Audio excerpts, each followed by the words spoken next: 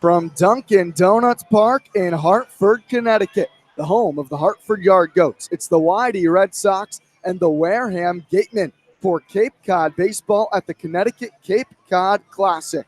Hello, everybody, and welcome to Hartford. Brian McLaughlin and TJ Mathewson. There's some extreme weather going on in Yarmouth, but we have baseball today from Hartford. Hope everybody's okay back home in South Yarmouth at the moment, but we have a hopefully good baseball game and some good weather today coming for you from Hartford, Connecticut. TJ, second time you've been here to Hartford. Should be a fun day of baseball. It's a special experience. I mean, you get the whole minor league feel here. You know, the Yard Goats are on the road right now, but they keep all their game day staff around and all their in-game promotions here at home rolling. So you have all the in-between innings promotions. You have the ads. You have the camera feeds. You have all the concessions open. It's pretty much the Yard Goats playing a home game, except, you know, the Yard Goats aren't actually here. It's the Red Sox and the Gatemen for the second straight year, a game the Red Sox took 5-0 last year. It's a fun experience. We got field trips out here. Stands usually fill up quite a bit, and you get to see these guys play in an actual ballpark here in Hartford, at a ballpark that's just 2 years old. Beautiful Dunkin' Donuts Park here in Hartford. It is gorgeous. Should be a good one. Two really good teams here in the Cape League. YD tied for first place in the Eastern Division with Chatham. Who knows if Chatham will get to play today with the extreme weather back on the Cape. And Wareham in third place in the West. Well, they're tied for second with Katuitt, but the Kettleers hold the tiebreaker. But two top-tier offenses set to match up today, TJ. These two have been top of run-scoring categories nearly all season long. We should have some offensive firepower tonight. Yeah, and it's going to be fun to watch John Beller face off against these Gatemen. He's been about as consistent as it gets from start to finish, or this current point of the season. His 3.32 ERA. This is going to be his fifth start and his sixth total appearance against the Gateman team. It's about as complete of an offense as you can get. First in average, first in on base, first in total bases, and they strike out the fewest of any Cape League team. It's going to be a tough task for the lefty out of USC. But thankfully, he's got his own top-ranked offense right behind him, with YD ranking second or third in most major offensive categories. And good thing for YD, they came off an excellent pitching performance yesterday against the Bourne Braves. Shut out Bourne, no runs on just 6 hits. The combination of Jack Leftwich, Chase Walter, and Brady Corrigan really spun a masterpiece yesterday. It was something special to watch, and YD really able to get the clutch hits when they needed to. And we're going to, see if they'll be able to jump on JP Gates for Wareham today. YD getting their second game following the All-Star break. This is Wareham's first contest following a day off after the All-Star game. TJ, you look at Gates from Miami. What's the goal for him out on the mound? We talked a little bit about Beller, but Gates has not gone longer than 4 innings and 6 starts. Does he try to extend things today, or more just an opener style here for the Gatemen? Well, the Gatemen, what is a rarity this season, haven't played since July 20th. They've had a couple days off in a row. So the Saturday before the All-Star game, most of the players get the All-Star game off, and then they also got yesterday off. So they're nice and fresh and rested for the most part. So I don't think a bullpen day would be the end of the world for Wareham, and you have an offense like this. It shouldn't matter all that much if your offense is scoring runs. When you look at this YD team, TJ, we're starting to gear up for the playoffs. We know who the big-time hitters are in the lineup. 1 through 4 hasn't changed in a while. Who is somebody that you think could really step up and get hot here down the stretch towards the playoff push? Well, you mentioned to me pregame, before we went on air, it's got to be Andrew Eister. I mean, he carried the offense for a few days back early in the season. He was red hot at the plate. First 2 weeks hit over 400, was slugging the ball all over the park. And now he's gotten to this massive slump. He's struck out a whole lot. Finally got his walk-off knock a couple nights ago against Brewster. If they can get him going, a power bat at the bottom of the lineup, I keep mentioning probably the best raw power on the team, and get him going, he could definitely knock one out of here at Dunkin' Donuts Park, a big park, but he's got the power to get it out of here. Beautiful Dunkin' Donuts Park here in Hartford. We'll have the Red Sox and the Gatemen first pitch coming up next here on the Cape Cod Baseball League Network.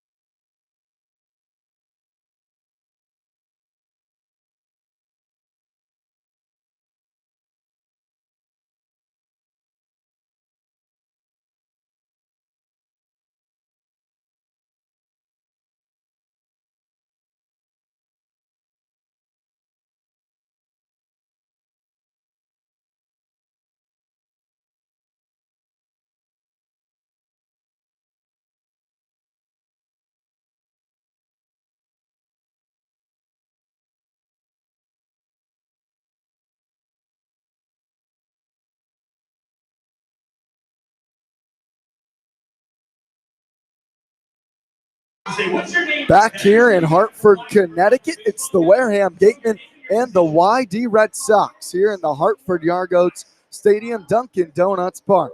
Wareham, the home team in today's action. They'll take the field here first in the bottom of the first inning. J.P. Gates out of Miami, the southpaw on the mound for the Gatemen in his 7th start of the season, but he's only gone 17 innings on the mound thus far on the year. An 0-2 record, a 2.64 ERA on the season for Gates. He's been pretty good despite relatively limited action. Here's the lineup he'll face off against for the YD Red Sox today. Wyatt Young, the mainstay in the leadoff spot from Pepperdine. Brad Beasley bats second from Cal Poly in center. Austin Wells is catching today. He's from Arizona, batting third. Noah Campbell, the all-star reserve in the cleanup spot. Dick Samuelson back at first base, bats fifth. Riley King out of Georgia at third base, batting sixth. Andrew Eister to face the lefty today, batting seventh. Karsten Taylor, the switch hitter, is the designated hitter today for the Red Sox, batting eighth. And R.J. Yeager rounds out the order for the Sox, batting ninth and at second base. Crowd filling in nicely here today in Hartford. Some elementary school trips, field trips packing the crowd of the lower bowl behind home plate. Nobody really seated in the outfield. The wind from Gates. First pitch to Young. Fouled back, and we're underway from Hartford. Strike one. Young hitting .359 on the season. That's second in the Cape League. The all-star starter this past weekend for the Eastern Division at shortstop. Here's the 0-1. Flared foul and out of play. 0-2 here to Young.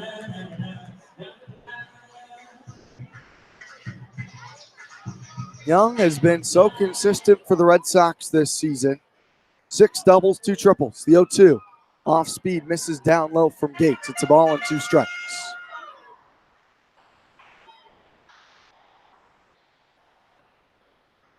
Gates working from the windup. Bases clear, top of the first. All white uniforms today for the Gatemen. It's their home unis. The 1-2. Off speed, called strike 3. Backwards K. Young goes back to the dugout. That's a strikeout for Gates to begin today's ballgame.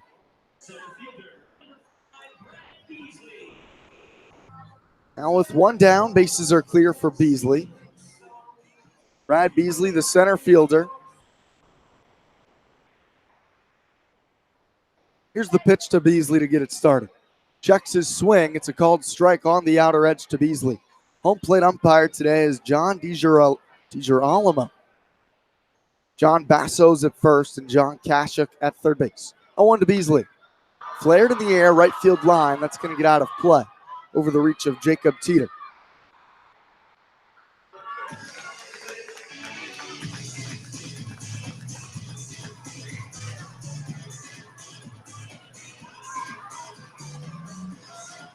Oh, 2 count to Beasley. You're going to hear all sorts of tunes today over the loudspeaker you might not be used to.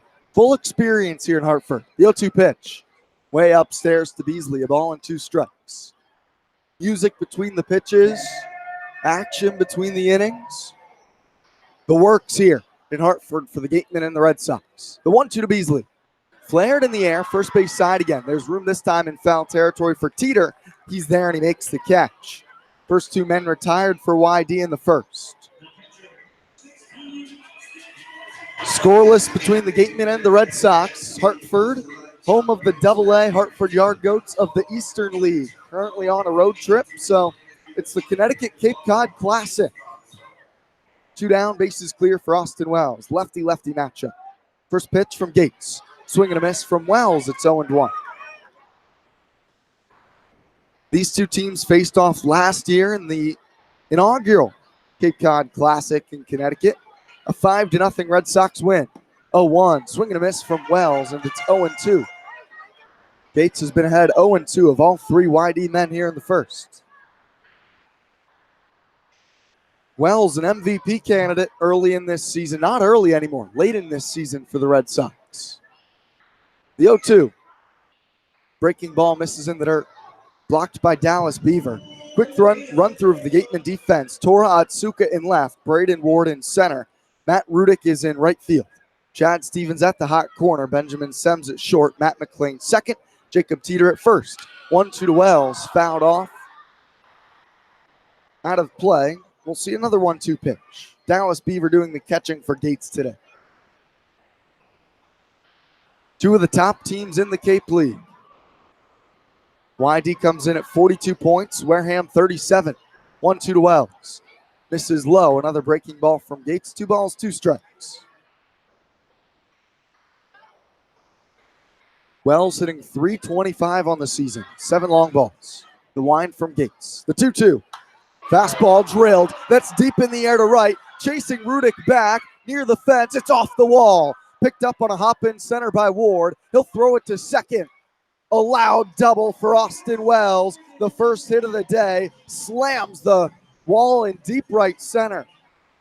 It is a deep ballpark with a monster high wall, especially in the right center gap. That would have left the yard by a mile if we were at home in South Yarmouth.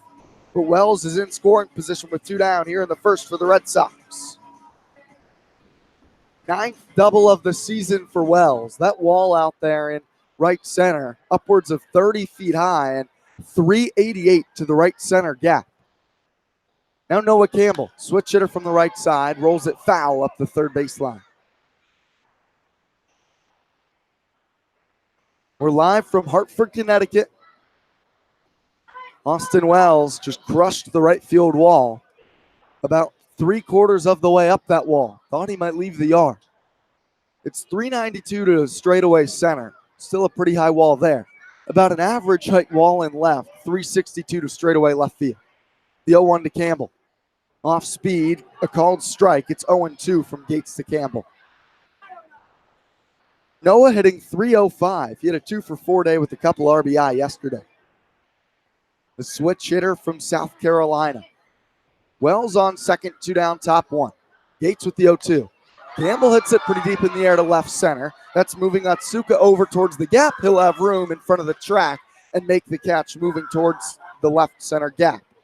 YD leaves Austin Wells at second on a double in the first inning. A scoreless frame for the Red Sox. Beller to take the hill when we return for YD. This is the Connecticut Cape Cod Classic on the Cape Cod Baseball League Network.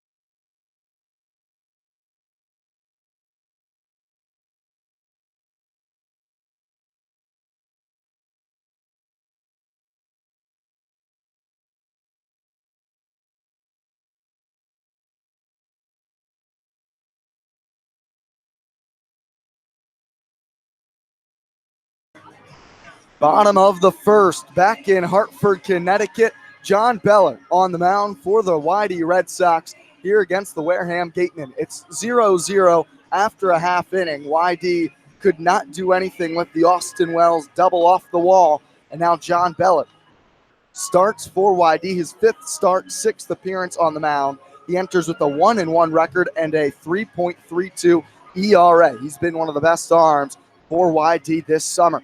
The Wareham Gateman lineup is one of the best in the league. Here's how they'll face Beller today. Braden Ward, the speedster with 20 steals, leads it off from Washington. Matt McLean, an all-star from UCLA, bats second. Jacob Teeter is in the 3 spot from Florida Southern at first base. Adrian Del Castillo bats in the cleanup spot. Dallas Beaver 5th. Benjamin Sems at shortstop bats 6th. Matt Rudick in right 7th. He's from San Diego State. Chad Stevens out of Portland bats 8th. And Tora Atsuka, the left fielder from San Diego, bats 9th. Beller in the bright Red Sox road uniforms, YD on the left chest. The lefty Beller looks in at Braden Ward from the left batter's box. First pitch, sharply hit left side. Two ops to the shortstop Wyatt Young. Rainbows easily to first, and they retire Ward. One pitch, one out for Beller on the mound. An efficient start for YD's man out of USC.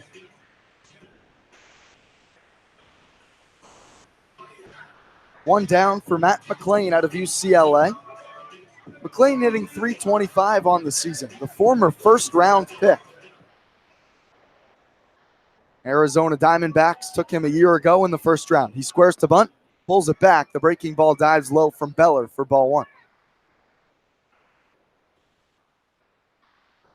McLean has been red hot as of late. Seen his average rocket up to .325. The 1-0. Fastball misses low from Beller. 2 balls, no strikes. McLean at just 5'9", 175 pounds, but has shown he has extra base power to go with the high average. 6 doubles, 2 triples, 2 long balls. The 2-0. Fastball misses down and into the righty from UCLA. 3 balls and no strikes. 86 on the radar gun from Beller. He'll sit upper 80s with the fastball.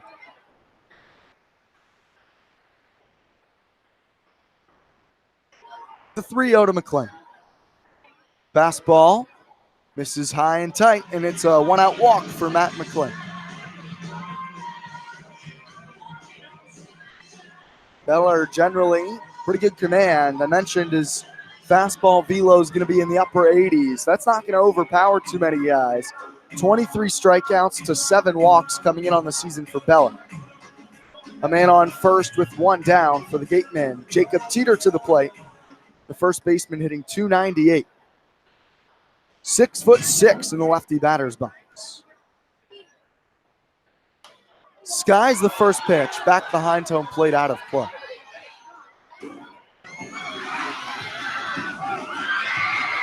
Oh, 1 the count to Teeter.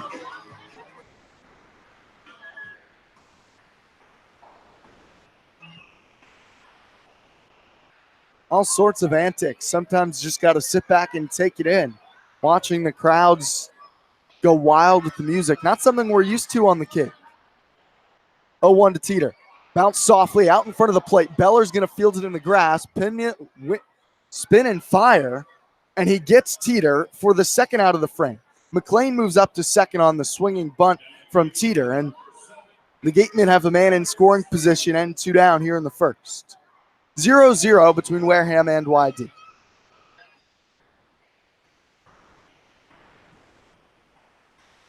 McLean's on second base. Adrian Del Castillo to the plate. The DH for the Gatemen. Hits from the left side out of Miami. 4 home runs on the season for Del Castillo. Wyatt Young holds McLean on second. First pitch to Del Castillo. Misses low. Blocked by Wells behind the plate. YD's defense today behind Beller. Noah Campbell in left. Brad Beasley roams center. And Andrew Eister is in right. Riley King, Wyatt Young, RJ Yeager, Tate Samuelson. Pretty cookie cutter infield for the Red Sox. Austin Wells behind the plate. The 1-0. Del Castillo takes a called strike. Wells, an aggressive look to second. Bounced up out of his crouch. Was eyeing Matt McLean. Who was leaning off second base. 0-0, bottom 1. Wareham, the home team in this one. Not at their home park of Spillane in Wareham, but closer to the Gatemen than the Red Sox. The pitch, line drive, through the middle. That's a base hit outside the reach of Yeager. McLean's going to score easily from second as Beasley picks it up in the right center gap, and it's an RBI single for Adrian Del Castillo to right. 1-0 Wareham, bottom of the first. The 1-out walk comes back to hurt John Beller, and Wareham out in front early.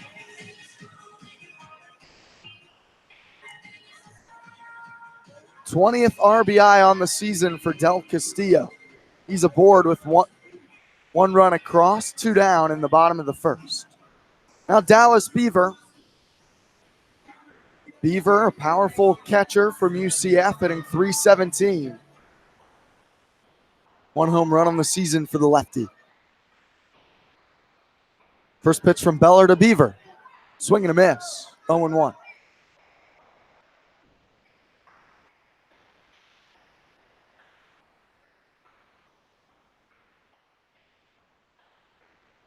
Lefty-lefty matchup here. Beller from the first base side of the mound. 0-1.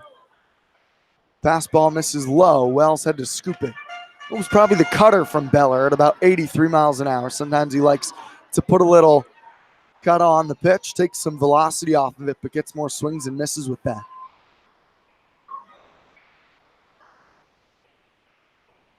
Beller from the stretch. Del Castillo on first. The 1-1. Misses up high to Beaver. 2 balls and a strike. Command a bit off here for John Beller early. Normally pretty locked in with his location. Shift is on for the Whitey defense. RJ Yeager 5 feet deep into the right field grass. Wyatt Young up the middle. He's the shortstop. 2-1. Swing and a miss from Beaver. 2 balls and 2 strikes.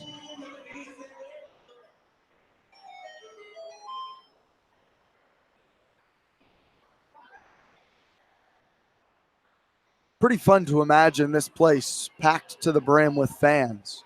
Imagine the Yard Goats get some great crowds. 2-2. Bounced foul by Beaver up the first base side. 1-0 Gateman, bottom of the first. Not a massive ballpark in total seats, but couple decks out in right field, seating in left, the bleachers as well. Nice lower bowl. 2-2. Misses just up high, and the count is full to Beaver. Most of the fans in the lower bowl today, some up in the Sam Adams party deck. Holds just under 7,000 total. Del Castillo leads from first. The count is full. He'll be moving. The pitch. Breaking ball. Misses just high and away. Second walk of the first inning from Beller, and they're men on first and second with 2 down for Wareham.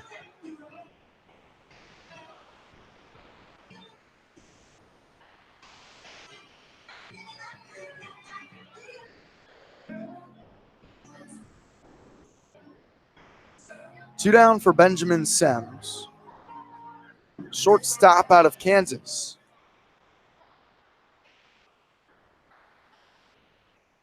Men on first and second. The pitch to Sems. Breaking ball poured in for strike 1 from Beller. Sems, the 6th man of the inning to bat for the Gatemen. It's been a tough first inning for Beller. Couple of walks, a run, just 1 hit. But he's been behind a couple batters. 0-1 count here to Sems. The pitch. Check swing. The pitch missed down in the dirt.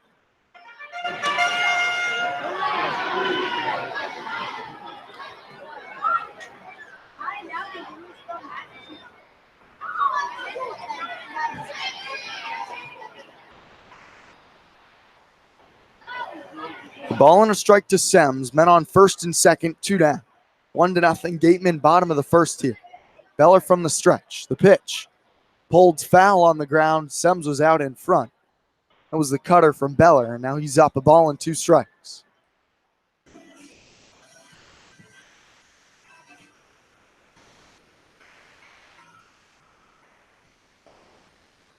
We expect to maybe be the only game today that takes place in the Cape Cod League. Some extreme weather going on back home on the Cape.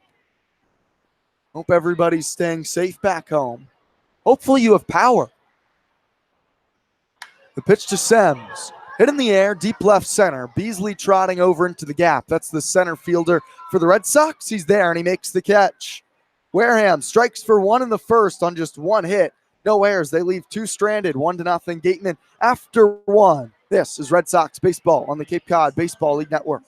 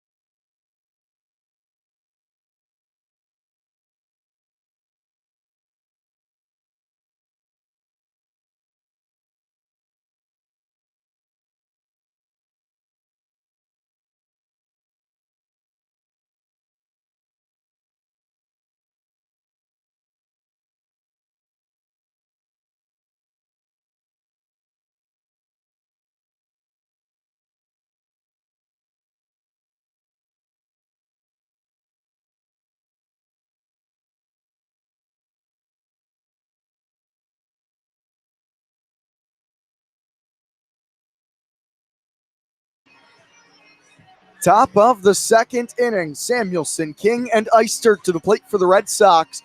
The Wareham Gatemen lead YD 1-0 after one inning here in Hartford. First pitch from Gates to Samuelson, misses high and away for ball one here in the top of the second. We are live from Hartford, Connecticut, home of the Hartford Yard Goats tonight. The 1-0 to Samuelson. Popped up, foul territory behind home plate. Dallas Beaver, the catcher, tosses the mask, backpedals a bit, and he makes the catch right above his helmet. A pop out from Samuelson, and it's a quick first out of the second for YD. They left a runner in scoring position in the first. Austin Wells doubled with 2 outs, but Noah Campbell couldn't drive him in. The Gatemen capitalized on their opportunity in the first, scoring on just one hit and a couple of walks. Now Riley King, bases clear, 1 down. First pitch to the All-Star, swing and a miss, strike 1. Big cut from King, the starting third baseman of this past weekend in the All-Star game of the Cape League. King went hitless in the game for the Eastern Division. The 0-1. He hits this one in the air to right field. That's Rudick over towards the gap, and it's a running catch for Matt Rudick. Onto the track, a great running grab on a line drive from Riley King. Rudick turned to his right, sprinted back, and lunged up over his shoulder as he crossed the border into the dirt warning track. 2 down for the Red Sox in the second. Bases clear for Andrew Eister. He was the hottest hitter in the Cape League to start this season. 3 home runs early, but that average has fallen all the way down to 219.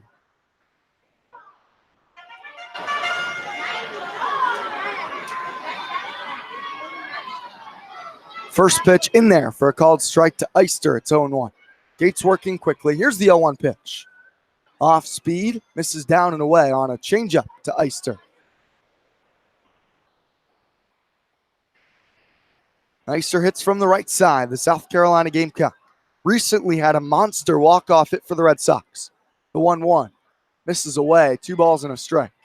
A lot of people around the YD team really are hoping that walk-off kickstarts Eister. He drove home Brad Beasley to cap off a 3-run bottom of the ninth for YD. The 2-1. Fastball misses down and away. 3 balls and a strike to Andrew.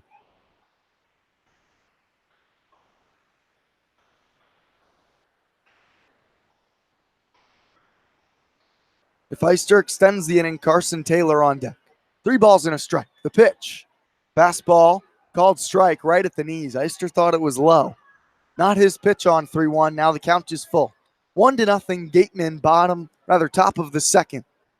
3-2, 2 outs. Bases are empty. The Gatemen play the righty Eister to pull a bit on the infield. Long look from Gates. Now he'll wind. Glove over the head. The 3-2. Eister takes, called strike 3. Back-to-back fastballs at the knees. Get Eister looking. Second strikeout of the day for Gates. YD goes in order in the second. 1-0 Wareham through 1.5. This is Red Sox baseball on the Cape Cod Baseball League Network.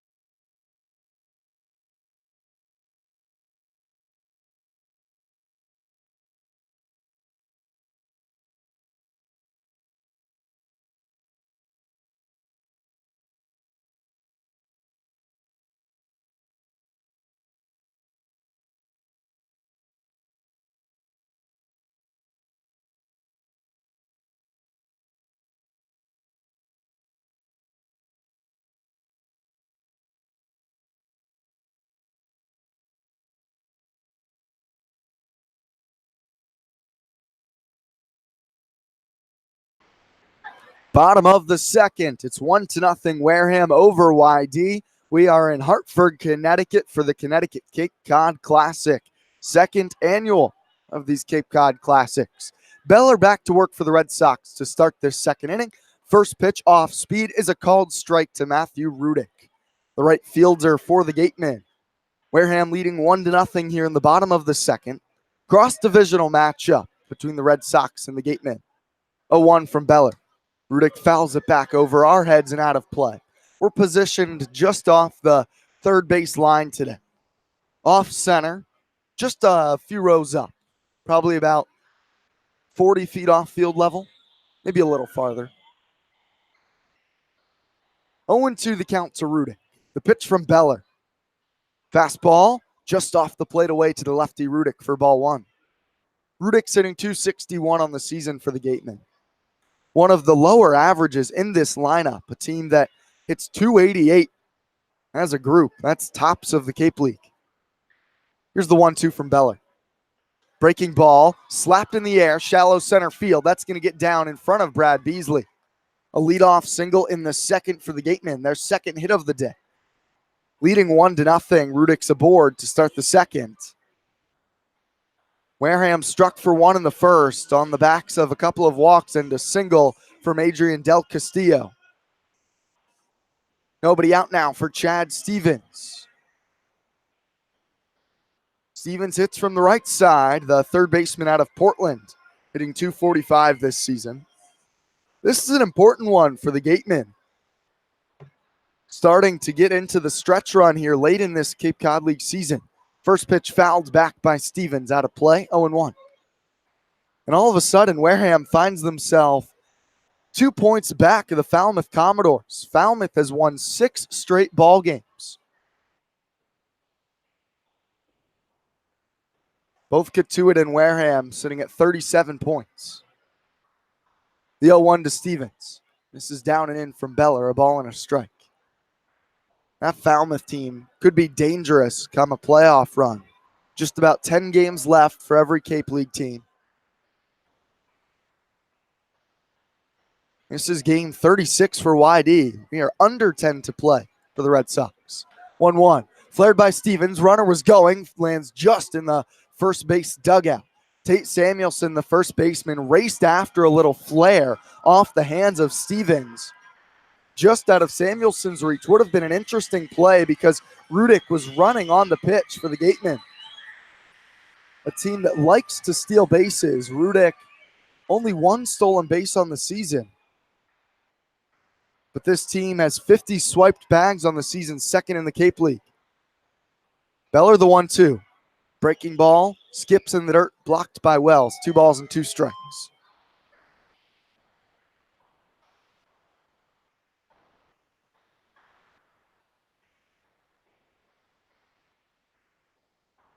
Well, all sorts of excitement here. Some of the top collegiate players getting to play in a beautiful AA park. Check on first by Beller. Rudick is back standing. The Cape Cod League matchup here from Hartford. Generally home of the Eastern League Hartford Yard Goats. But today it's the YD Red Sox and the Wareham Gatemen. Another check on first. Beller just lollipops it to Samuelson. Not his A move. 1-0 Wareham, bottom of the second.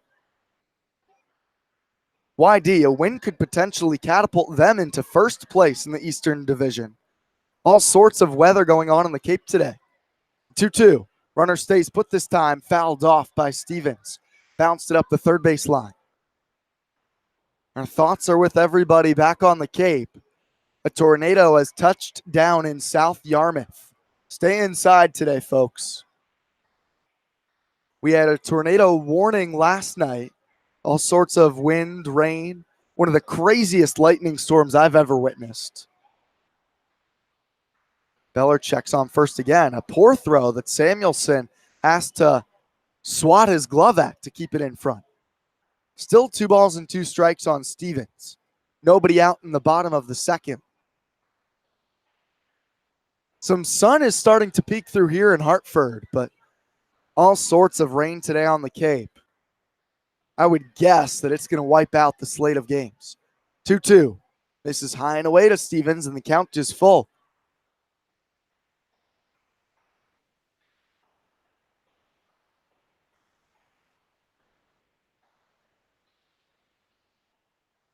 Nobody down. Matt Rudick on first with the leadoff single for Wareham. Beller from the stretch. The lefty to the plate. Runner takes off. Line drive through the left hole. Rudick rounds second. He's going to cruise to third. Picked up in left field. Relayed back to the infield from the left fielder Noah Campbell. That's going to hold Stevens to a single. But the hit and run is a beauty from the gateman, and they have runners on the corners. Nobody down in the bottom of the second. Third hit of the day for the gateman, and they're threatening early against Beller. He scored once in the first, and runners on the corners in the second, nobody out. Tora Atsuka to the plate. Atsuka, the San Diego prospect. Hits from the left side, a right-handed tosser, hitting .284 this season. Middle infield stays back for YD. Riley King splitting the difference at third. Atsuka squares the bunt. He bunts it foul. Emphatic call by John DeGirolamo. You're going to struggle with that name all day today.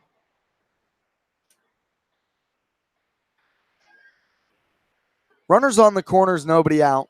0-1 count as Atsuka tried a safety squeeze and pushed it foul. Not sure if that came from Jerry Weinstein in the dugout or not. Bottom of the order here, threatening for the gateman. He squares again. Pitch misses. Throw behind the runner to third. They've got him. Austin Wells and Riley King pick off Matt Rudick at third. YD has perfected that play. Rudick was leaning. Atsuka pulled the bunt back on a ball that missed high and away, and they had him by a good 5 feet. Great play by the YD defense for the first out here in the second. Now just a runner on first with one down, and the threat much less imminent. Double play could get Beller out of this thing. 1-1 to Atsuka. The pitch. Breaking ball. This is just above the zone. 2 balls and a strike.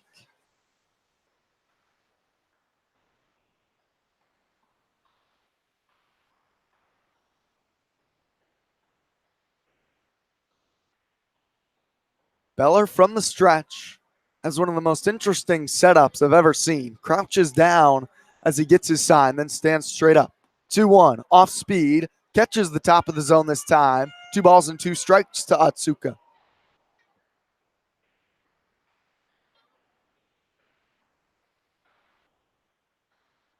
Atsuka, 5'10", 180 in the lefty batter's box. Beller, 5'11", 182 pounds on the mound. Checks Stevens at first with a throw. He's back standing. Beller just wants you to know he's paying attention to you with his pickoff throws. YD does have a pickoff in the inning, but that comes from Austin Wells. 1 down, a man on first. 1-0 Wareham, bottom of the second. Here at Hartford, Connecticut. The 2-2. Spins Atsuka around, and that clipped the jersey. Brushed back Atsuka, and Beller has allowed all 3 men to reach. First hit by pitch of the day from Beller, and that's going to put runners on first and second and spin the order to the top. Braden Ward to the plate with 2 men on, 1 down.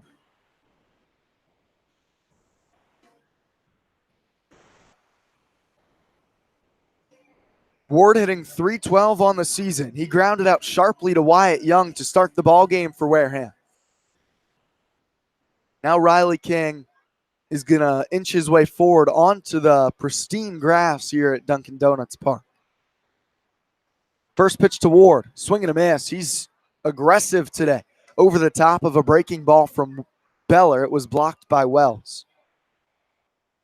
Ward, 23 strikeouts to 8 walks on the season, so he's going to be a bit of a free swinger. A contact man who's mostly been at the top of the order this season with Darren Baker, the Cal product, but he was just released. 0-1, nubbed foul from Ward. 0-2 from Baker to the center fielder for the Gatemen. Baker had an all-star-like campaign. Ended his season early with Wareham. Now we have some cloud cover. Going to be interesting to monitor the weather here today. We're not really sure what to expect.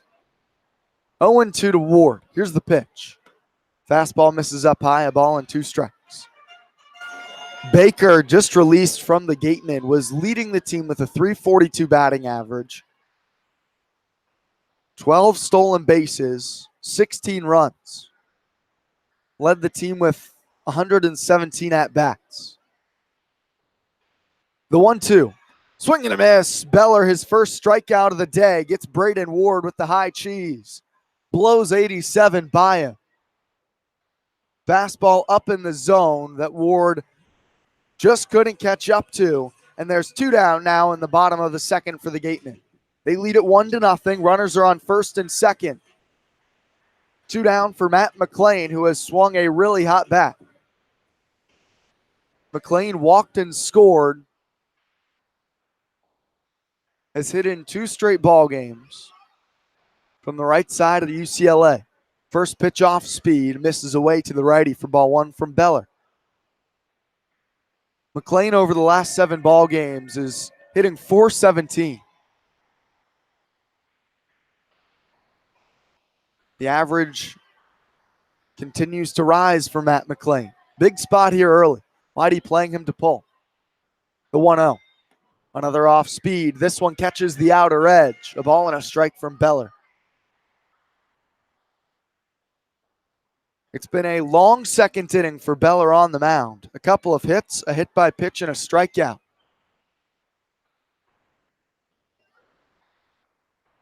From the stretch with men on first and second, 2 down. The 1-1. McLean bounces it to the left side. Wyatt Young fields running forward. He'll flip to Yeager at second, and they force out the base runner Atsuka at second. Beller works around a couple of hits and a hit by pitch in the second. 1-0 Gateman through 2. This is the Cape Cod Baseball League Network.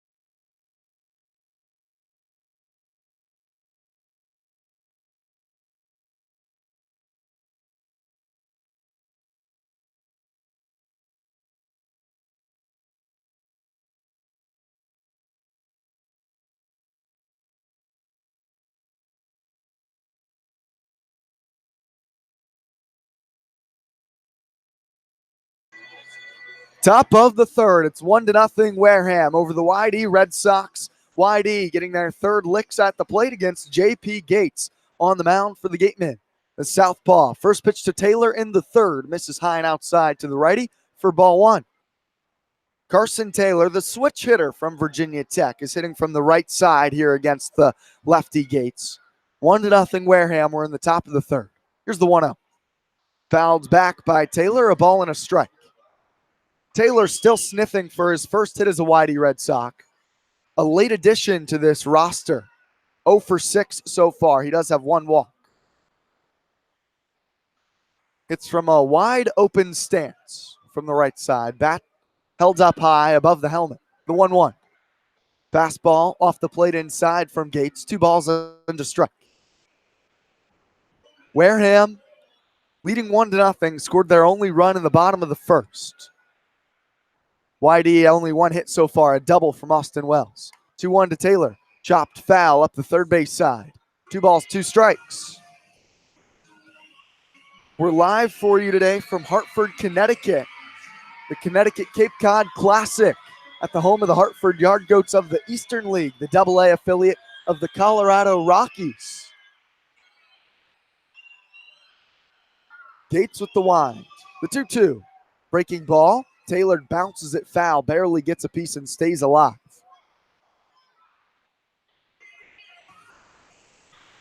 Hartford, formerly known as the New Britain Rock Cats, from 1997 to 2015. They've been in the Eastern League since 1983. 2-2, swing and a miss. Taylor goes down. Third strikeout today from Gates. First swinging K that Gates has been able to induce on the mound. One down now for the 9-man in the order of the Red Sox, and it's R.J. Yeager. Yeager's average sitting at 200, but that has gone up lately. First pitch to Yeager, nubbed softly right side. Matt McLean, the second baseman, charges, soft flip to first, and it's a quick second out. Yeager goes down on just one pitch against Gates. Gates mowing through these YD batters. He's set down 6 straight. Top of the lineup now up for the Red Sox, and it's Wyatt Young, the second leading hitter in the Cape League.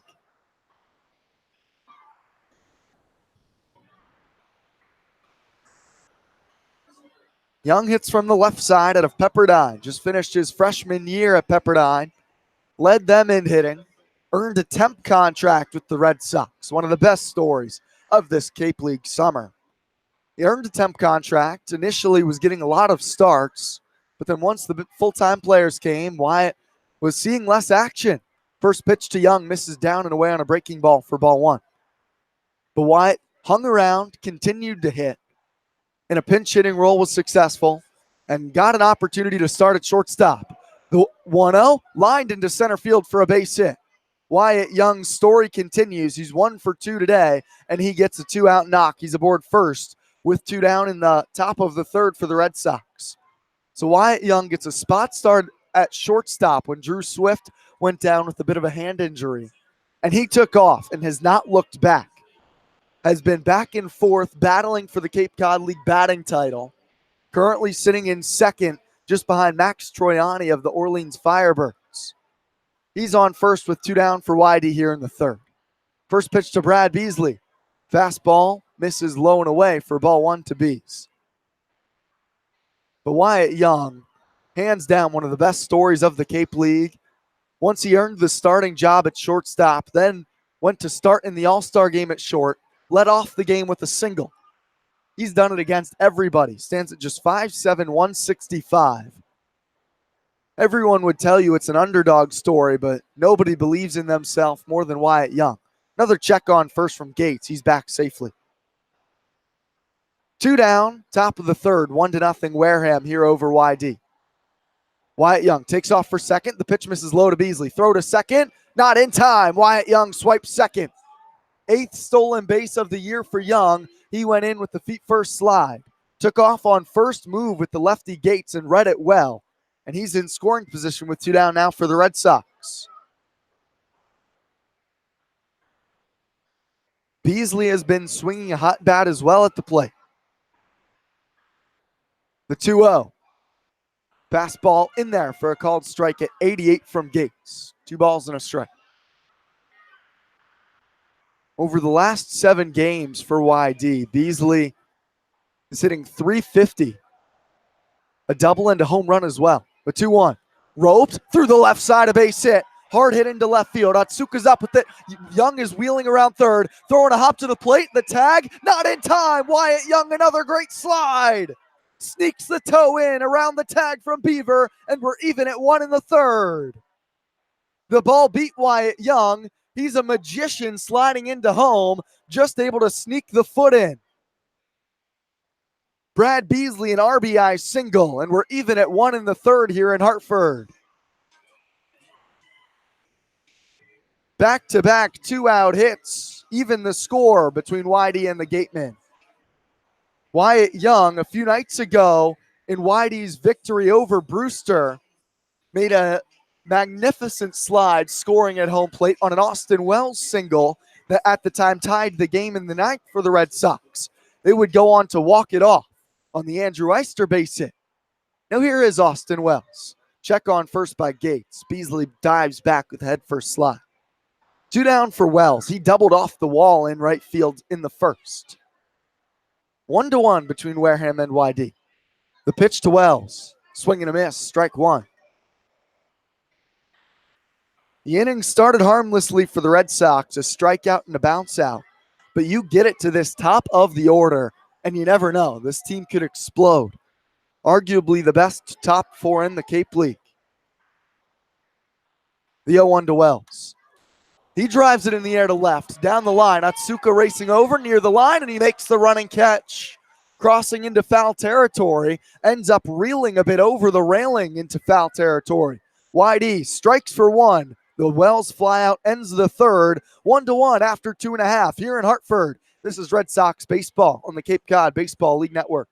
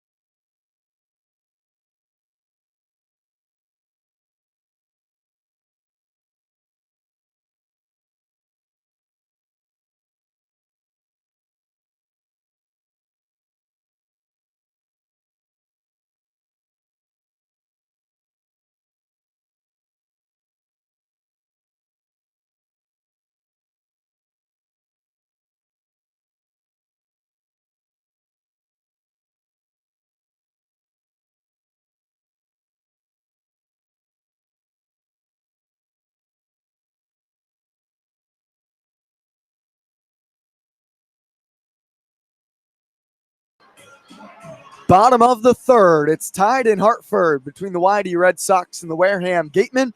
3, 4, and 5 due up for the Gatemen here in the third. Teeter, Del Castillo, and Beaver. The big boppers in the middle for the Gatemen, set to face John Beller here in the third. YD just evened the score in the visitor half of the third. First pitch to Teeter in the home half. Breaking ball for strike one, called strike from Beller. Teeter grounded out in his first at-bat today. Lefty-lefty matchup. Beller from the windup. Here's the 0-1. Swing and a miss. Wow, Teeter way over the top of a breaking ball that probably was about 58 feet. Bounced it out in front of home plate, but Beller had him fooled. 0-2. Beller at 46 pitches. He's had a couple strenuous innings. He's had to work around 3 hits. The 0-2. Bounced another one. Teeter doesn't offer this time. A ball and 2 strikes. In the first inning, Beller walked a couple and an RBI single for Del Castillo for the one Wareham Gateman run. In the second, he had to work around a couple of hits and a hits batsman.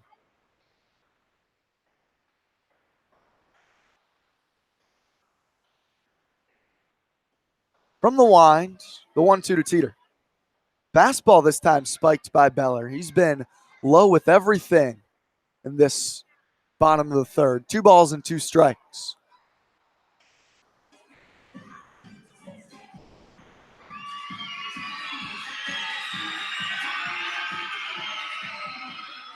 One to one, Wareham and YD. We're here in Hartford, Connecticut.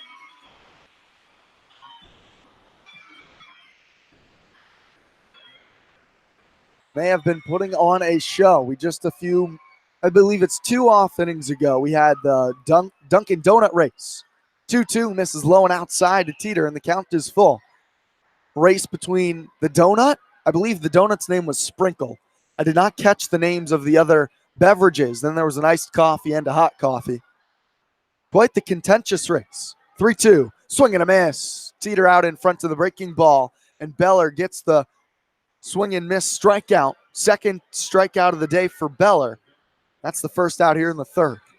It was a contentious race. The iced coffee had a monstrous lead to start. Then Sprinkle the donut caught up, started a brawl with the iced coffee, really distracted it. The donut dropped something, had to retreat and pick it up. Swing and a miss from Adrian Del Castillo to begin this at-bat, 0-1. That was around left center. The final finish line was right around third base. That allowed the hot coffee to come way from behind. The iced coffee ran out of gas. 0-1 to Del Castillo. Breaking ball misses away, a ball and a strike. I believe TJ had the iced coffee. Andre was in on the donut, and I had the hot coffee, so I got to take that victory. Probably going to be short-lived. 1-1. Bounce to the right side. Samuelson, the first baseman, gobbles it up, race to the bag, and he beats Del Castillo by 2 steps for the second out here in the third. 3 unassisted. Del Castillo grounds out. And Dallas Beaver to the plate. He walked in the first inning in his only time to the plate today against Beller. 1-1 here between the Gatemen and the Red Sox. Shift is on for Beaver. Riley King, the only man on the left side of second base on the infield. First pitch. Skied by Beaver. Foul territory towards us. Lands in the seats out of play for strike 1. Just beyond the Red Sox dugout.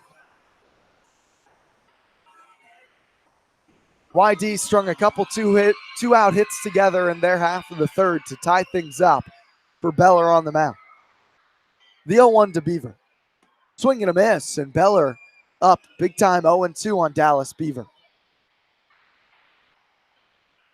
Outfield straightaway for the Red Sox.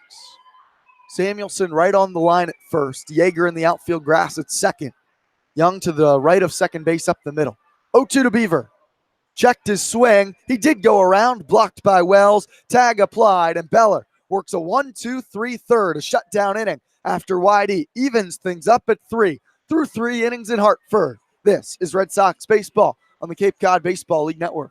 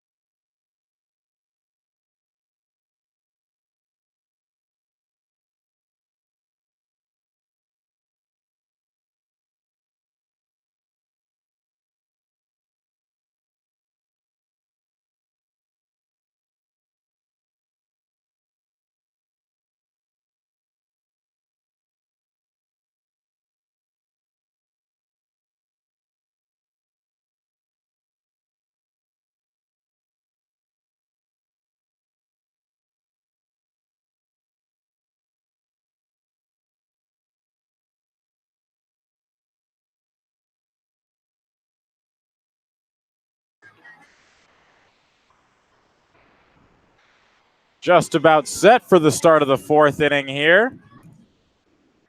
We are at Dunkin' Donuts Park in Hartford, Connecticut, as we have avoided the very severe weather that is plaguing Cape Cod at the moment. Of course, our thoughts are with everyone on Cape today as they deal with the tornado and damages that have touched down in Massachusetts as Noah Campbell takes the first pitch, and it's 1-0.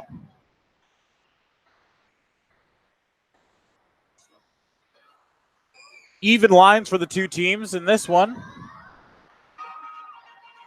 Both teams with just one run on 3 hits in this one. The Gatemen getting on the board first, knocking in a run in their first at-bat to the game back in the first, with YD answering in the last half inning and an RBI single off the bat of Brad Beasley. JP Gates on for his 4th inning of work as he's working against Noah Campbell right now behind 2 balls and 1 strike. And he evens the count up at 2-2 after pumping in a fastball on the outside corner.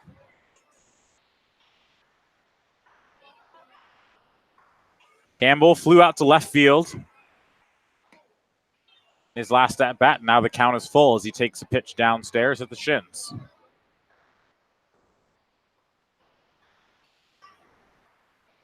For now, the weather is holding off here in Hartford.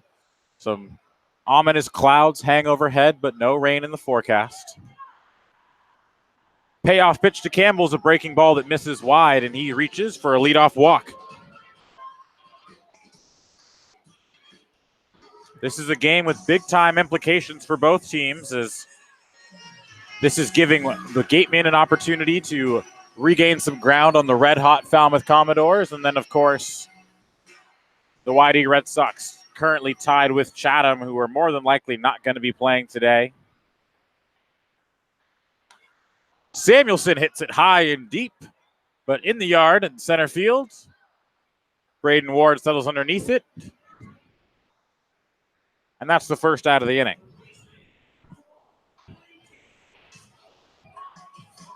Full slate of games today on Cape Cod, but with the weather wreaking havoc as it is, we've now seen videos of trees going down and all sorts of sideways rain.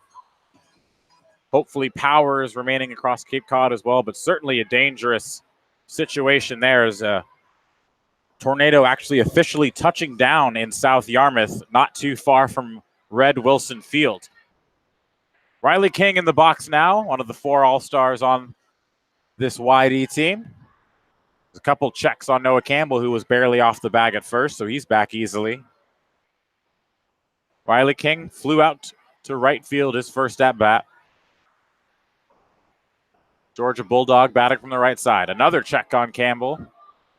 Only about 1.5 feet, 2 feet off the bag. Nothing doing.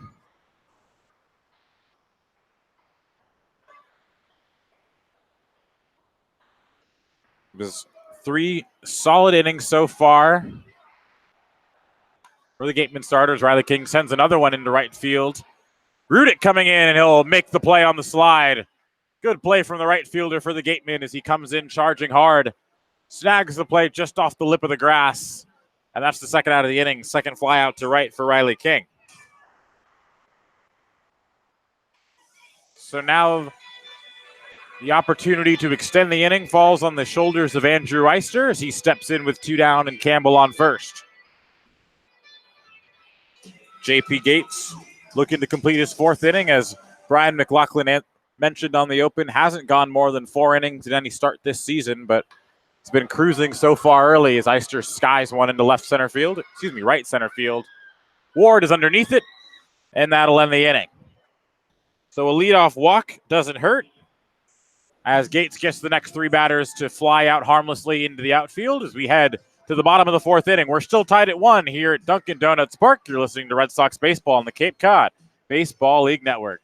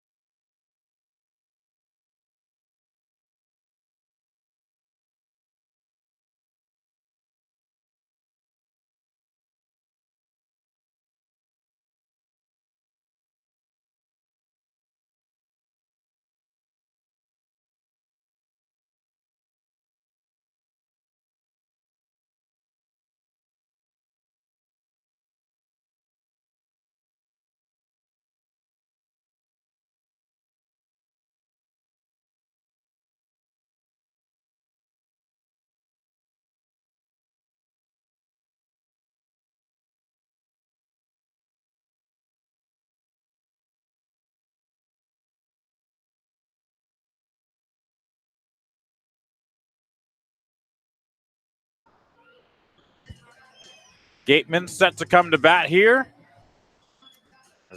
Desperado by Rihanna plays through the ballpark speakers. John Beller out for his fourth inning of work as the first pitch is downstairs to Benjamin Sems. Shortstop for the Gateman. It'll be 6, 7, and 8 for Wareham in the bottom of the fourth inning. This game tied 1-1. That one smoked, but right at Wyatt Young, who was positioned perfectly up the middle. And it's a quick first out of the inning for John Beller.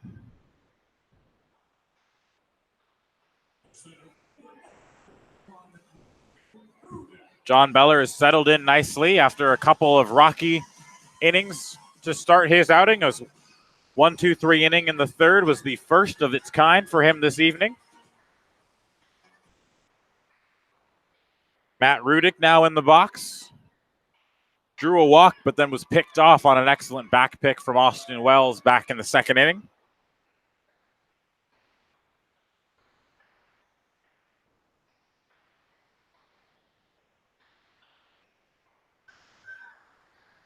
One 0 pitch is skipped in at the dirt, and it's now 2 balls, no strikes. Hitters count for Rudick. Beller's had some shaky command here in this one, but so far has managed to work around it, only allowing the 2 runs. Beller out of the windup. That one's flared off the left side. It could be trouble, and it will drop in for a base hit over the head of Wyatt Young, who will grab it and get it into second base. And it's a 1-out single for Matthew Rudick.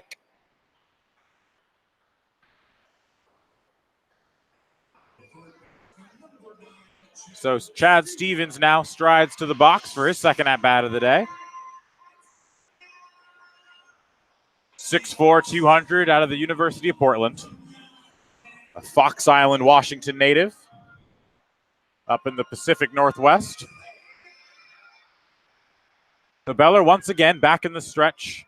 A position he's found himself in every inning save for the last third.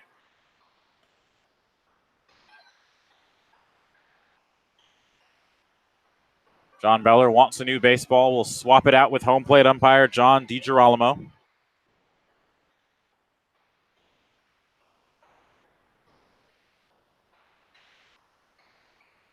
Only 4 hits for Wareham in this one, but 3 walks and a hit by pitch, giving John Beller a lot of traffic to deal with on the base paths. And once again finds himself behind 2-0. Wells gets the sign, now relays them to Beller.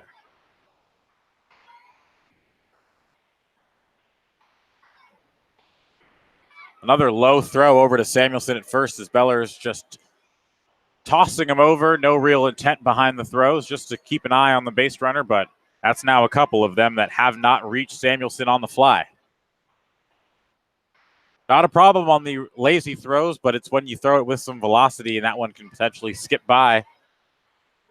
2-0 pitch. Misses off the plate inside, and it's now 3-0.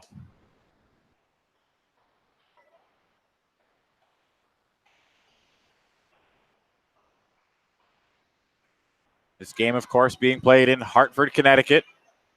Dunkin' Donuts Park, home of the AA affiliate of the Colorado Rockies. That one smoked into right center field, and that one will be caught on the dive. Andrew Eister laying out in right center field, robbing Chad Stevens of a hit, and really helping out his pitcher, John Beller.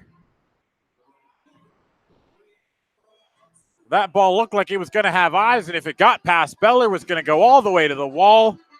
Rudick probably would have scored from first on the play, but Andrew Eister selling out in the gap to make that play.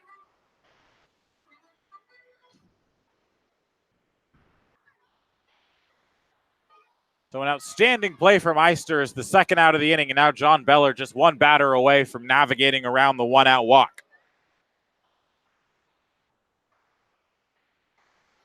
The defense for the YD Red Sox has been exceptional over the past few games.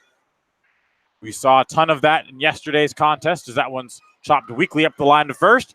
Calling that a fair ball, and Samuelson will stroll to the bag himself. 3 unassisted, and John Beller's out of the inning. We're through 4 here in Hartford. It's still 1-1.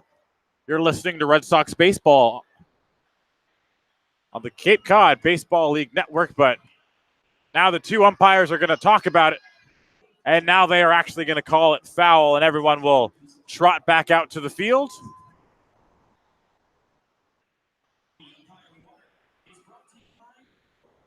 So John Beller not quite out of the inning. Instead, it'll be 0-1 on Tora Otsuka, as the home plate umpire, John DiGirolamo, overturned his counterpart, John Basso, at first, saying that ball was indeed foul. And now Scott Pickler will come out to have a word.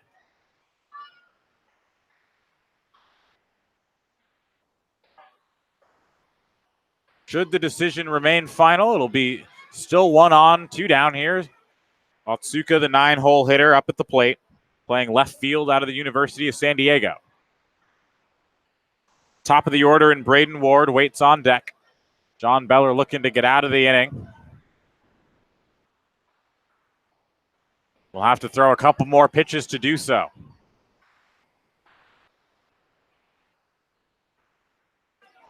So John Beller adjusts the dirt on the mound as he gets set to retow the rubber.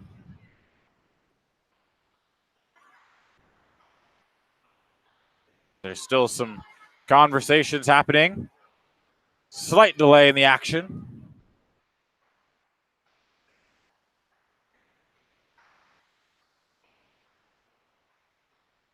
Not quite sure what they're talking about at this point, but now the Wareham coaches are involved.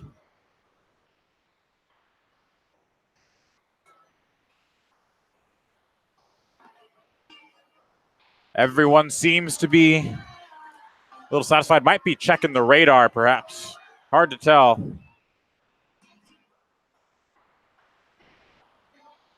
Pick and his right-hand man of sorts, Berto, is checking a clipboard. And it looks like they're actually going to make a defensive change as Sam Hall is going to take Andrew Eister's place out in right field. So you wonder if Andrew Eister might have hurt himself on that diving catch out in right field.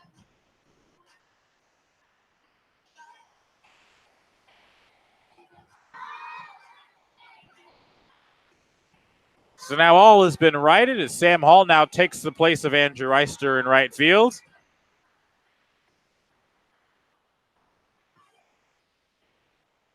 So a quick defensive change, and we are back to action here in the bottom of the 4th inning. It's an 0-1 count to Tora Otsuka with the runner on first. John Beller looking to get out of the frame. Runner goes. It's a good pitch to throw on Wells. His throw is not in time as it just took Wyatt Young to the third base side of the bag. It was a good throw from Wells. He got a good pitch to throw on, but just hooked it a little wide there. And the time it took for Wyatt Young to snag the ball from the other side of the base and apply the tag was just enough time for Matt Rudick to swipe second. The pitch was high, and it's now 1-1 to Otsuka, who now has an RBI chance.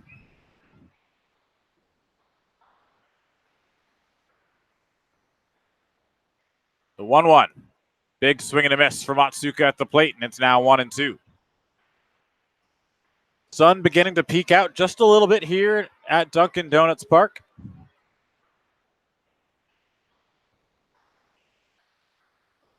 Just such a great atmosphere here in Hartford as they really pull out all the stops. We got a bunch of summer camps in attendance today. They got the concession stands open, team store, all the festivities and theatrics in between innings as it's now 2 balls, 2 strikes to Otsuka. The music is going. They actually have actual goats behind home plate. A couple of baby goats, some adult goats. It's a pretty cool environment for all of us here that get to take it in. And, of course, you can't go wrong with 2 of the best teams on the Cape taking on each other here. Full count now to Otsuka. And Rudick will be off with the pitch, so a base hit will be sure to score.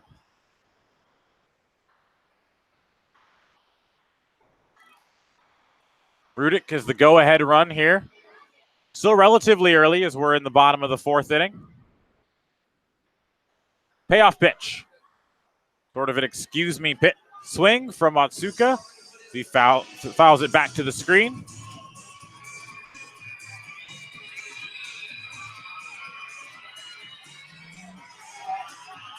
And Otsuka's in a battle here.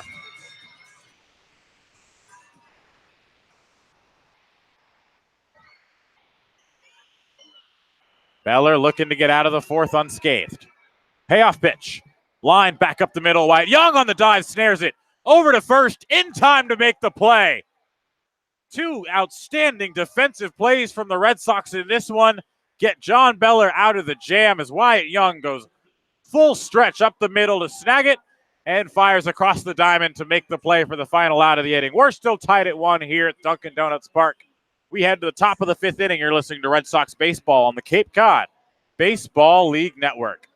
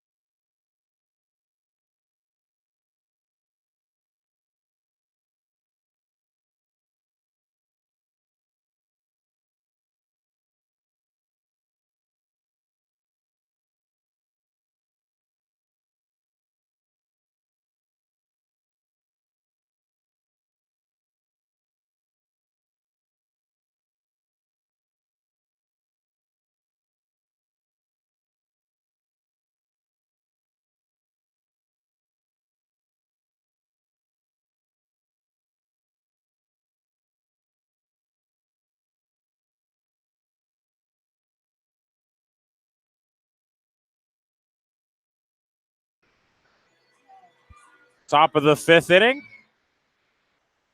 Carson Taylor out of Virginia Tech set to lead things off for YD as he rolls over on the first pitch to third. Across the diamond goes Chad Stevens, and that's the first out of the inning on one pitch, 5-3. This is now JP Gates' longest start of the season after recording that out. Hadn't gone more than 4 innings in a ball game and has pitched very well.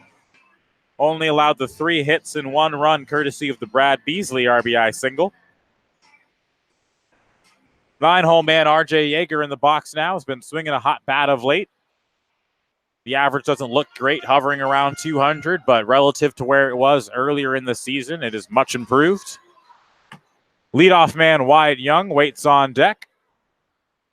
And Yeager sends one the opposite way on a line. Otsuka's got a beat on it, though, and he reels it in towards the line, and that's the second out of the inning. So, quick 2 outs as JP Gates is only at 51 pitches now through 4 2/3. Wyatt Young now steps in with 2 gone in the inning. 1 for 2 on the day. Average hovering around 360. He's been competing for the batting title all season, and he launches one to right field, pushes Otsuka back. That looking up, and that is gone. Wyatt Young takes on the tall fence in right field and beats it a couple rows deep into the seats. His first home run of the season, and it's 2-1 Red Sox. We've seen the power in batting practice on display from Wyatt Young. We know the extra base power is there. A bunch of doubles, a couple of triples on the season. Took on the deepest part of the yard at BC High. He just must love driving the ball when this team travels to a different ballpark, because hit absolutely a missile when these 2 teams played at BC High. That was a triple, and then took on the stands in right. Got to be at least 20 feet up, maybe even 30 in right field, and he took it there. And Beasley swinging a hot bat as well, lines one into left center field. That's a base hit, and he's looking to stretch it to 2. The throw from Ward is not in time as Beasley's in there with a headlong dive.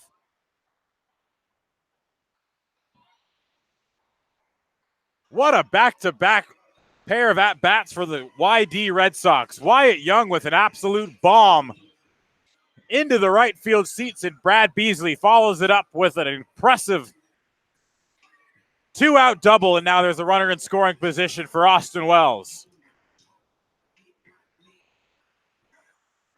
The top of the order continuing to do it for this YD team, as Young with the solo shot and Beasley following it up with the two-out double, and now that'll bring Jerry Weinstein out of the dugout as he has a conversation with his pitcher and his infield. No motion to the bullpen yet. And Weinstein sticking with his guy.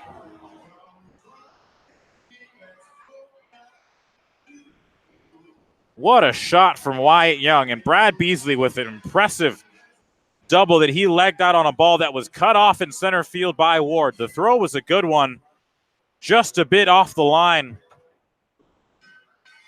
That allowed Beasley to get in there. Now Austin Wells looking to extend the lead with a two-out hit of his own. Wells doubled off the right center field wall in the first. First pitch swinging, sends one fouled on the third base line, and that one will just stay in the yard as Chad Stevens able to circle underneath it just in front of the fence, and that'll end the inning. The Red Sox, though, take the lead on the Wyatt Young solo home run. It's now 2-1 Red Sox. We head to the bottom of the fifth. You're listening to Red Sox Baseball on the Cape Cod Baseball League Network.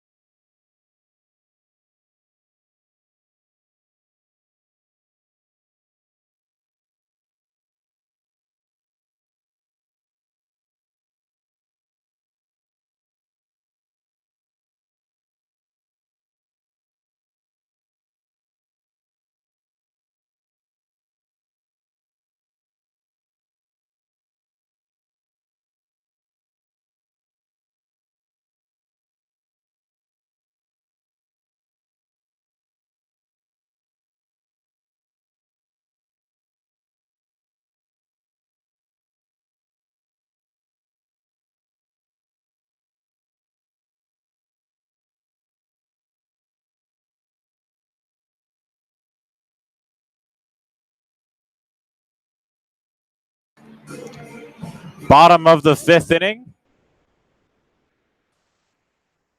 Red Sox now working with a 2-1 advantage as John Beller's day is done. And he gives way to the righty out of St. Mary's College in Moraga, California, Carlos Lamelli.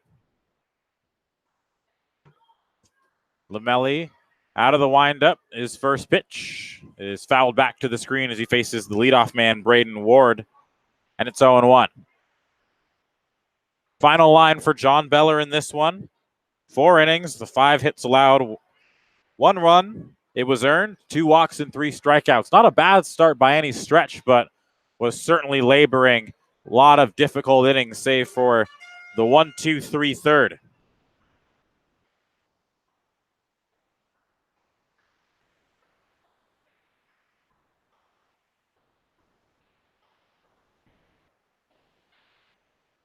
Lamelli shaking off a sign, up 0-2. Here's the pitch. That one chopped on the ground up the middle. Wyatt Young on the hop. It's got to be quick.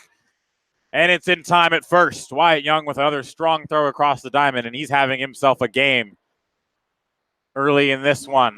And there's one down. So that's a pair of groundouts to Wyatt Young and then a strikeout for Braden Ward at the top of the order, the speedster out of the University of Washington. And now Matt McLean steps in. Lamelli already set on the mound, working from the first base side of the rubber. Quickly kicks and deals. That one is well wide. And it's 1-0.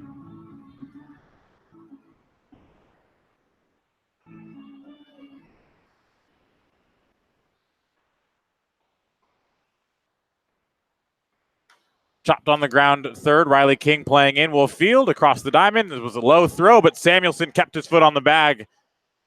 And that's the second out of the inning. Now batting, Jacob Teeter.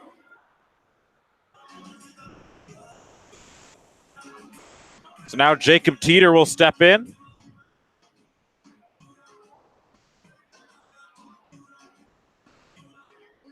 Out of Florida Southern College, Melbourne, Florida native. Was an all-star this year. Average sits just below 300. 298. First pitch for Lamelli's in there for a called strike, and it's 0-1. Carlos Lamelli started this season in the rotation, started against these Wareham Gatemen when these two teams met at BC High early in the season. After picking up an injury against Chatham a few weeks ago, was out for a little while, and then has now been moved to the bullpen in what I think, and a lot of us in the broadcast booth think, is going to be an excellent move for this YD team going forward, giving them another reliable arm out of the pen and a reliable arm that can go multiple innings out of the pen. As the 0-2 pitch is upstairs high, and it's 1-2.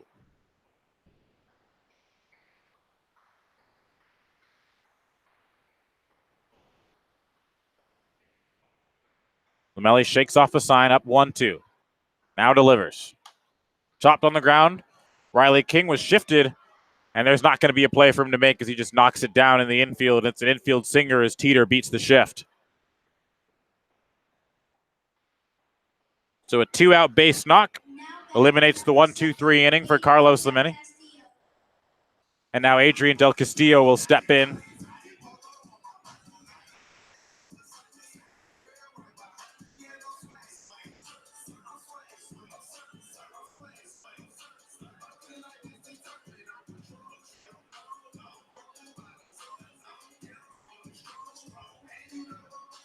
Del Castillo DHing this afternoon, I should say. 1 for 2 on the day, grounded out to Tate Samuelson his last time up. And Lamelli works out of the stretch for the first time.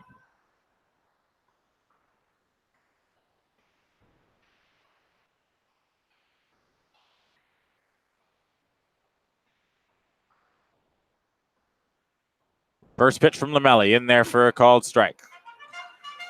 2-1 Red Sox our score here in Hartford, Connecticut. Playing at Dunkin' Donuts Park here. Andre Sims with you. Brian McLaughlin brought you the first 3 innings. TJ Mathewson will bring you the final third of this ball game. And you are with me for the middle innings. That one is rolled over towards RJ Yeager. He'll field it on a high hop and go over to Samuelson at first, and that'll end the inning. So an infield single is the only thing on an otherwise very clean inning for Carlos Lamelli as he fist bumps Austin Wells behind the plate. Still 2-1 Red Sox. We head to the top of the 6th. You're listening to Red Sox Baseball on the Cape Cod Baseball League Network.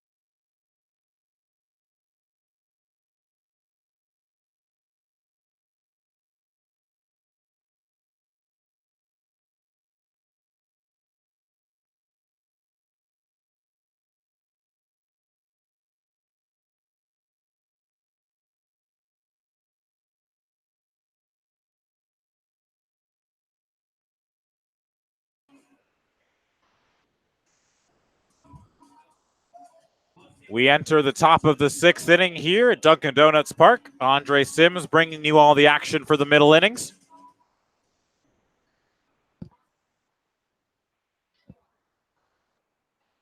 The new arm on the mound for the Gateman as JP Gates ends his night. His final line, 5 innings, 5 hits, 2 runs. They were both earned, 1 walk and 3 strikeouts. And he gives way to Tevin Murray out of Rutgers. 6'6", 215-pound lefty.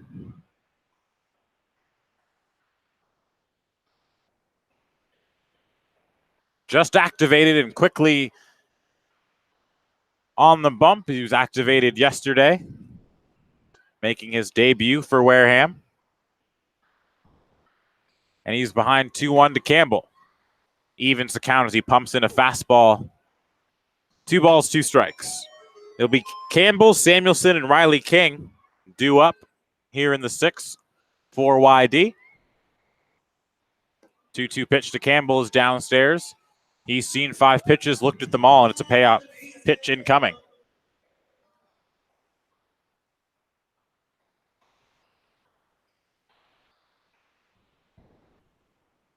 3-2 pitch. That one's downstairs, and Campbell works the leadoff walk, his 2nd walk of the ball game.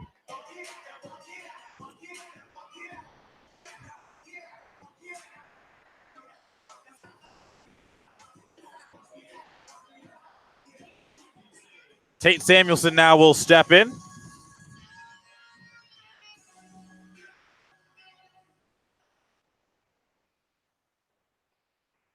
Popped out to the catcher and then flew out to center field. He's 0 for 2. Looks at a first pitch in there. It's a fastball at 86. And it's 0-1. YD with 2 runs on 5 hits, no errors. Wareham 1 run on 4 hits, no errors.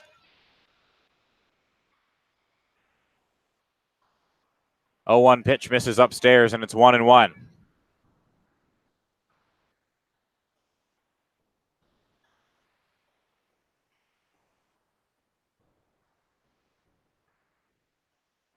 Campbell takes his lead off first.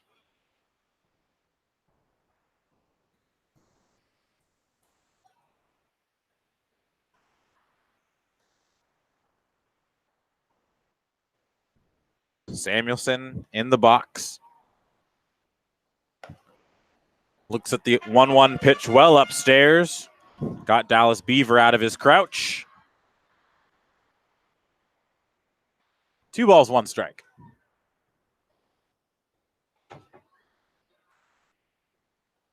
Samuelson's got 1 home run on the season.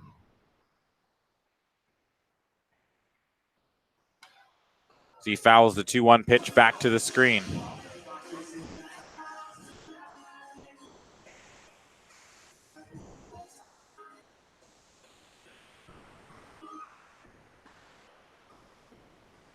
Riley King waits on deck. He's got a pair of flyouts in this one, both to Otsuka and Rudick.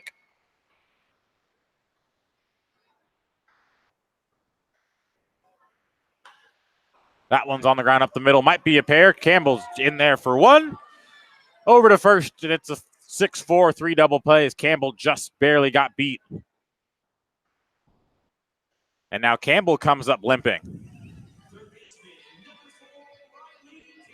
Not a good sign for Scott Pickler as he's already lost Andrew Eister to an injury in this one, and Campbell looks to be in some very obvious pain. Walking very gingerly as he heads off towards the dugout. Really favoring that left side as he tweaks something in the ankle area. And now Riley King steps on with the bases clear and 2 down.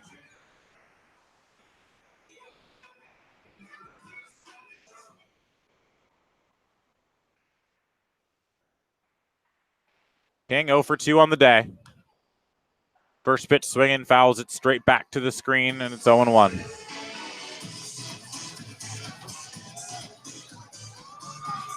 So, not a good stretch here for YD as Campbell now walking off injured. We'll see if he returns to the field in the bottom half of this inning.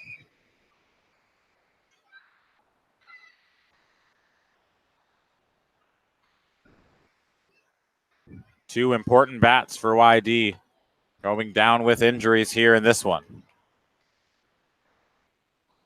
1-2 now the count to Riley King. Sam Hall waits on deck, about to take his first at-bat of the game. Came on to replace Andrew Eister, who was taken out after an outstanding diving catch. 2-2 now the count to Riley King.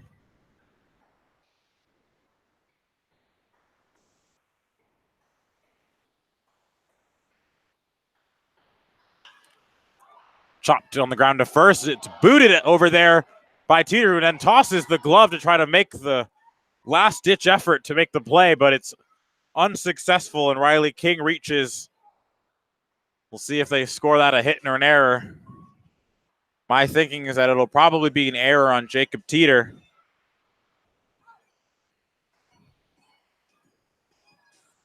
No official decision yet as Sam Hall strides to the plate.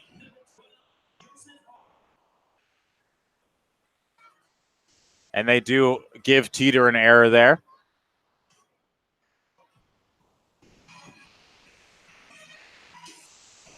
So now Sam Hall set to take his first at-bat of the game. And he grounds one back up the middle, and that's a base hit for Sam Hall. So a quick little two-out rally as the E1 then leads to Sam Hall being able to extend the inning with a single.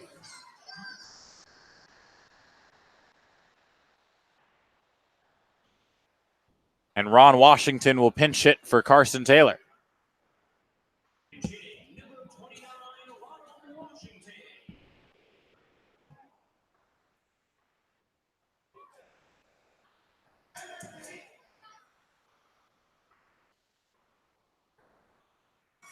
Washington getting a pinch hit appearance. Recently activated out of pit.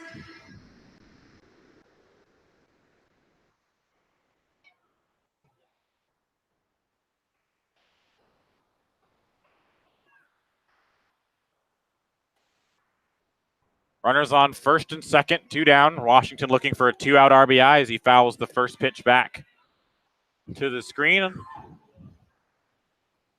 Quickly 0-1. Already 18 pitches for Tevin Murray in his debut. Washington looking for the two-out RBI to give YD some insurance as we get into the latter innings of this game. RJ Yeager waits on deck. High and tight to Washington as he gets the elbows out of the way, and it's 1-1.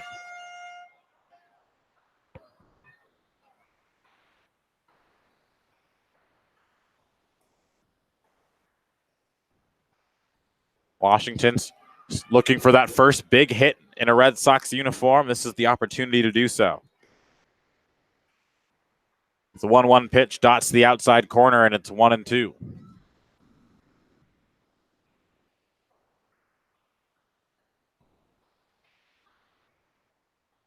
The field looks excellent, which is a testament to the Hartford Yard Goats grounds crew as they had this field ready to go.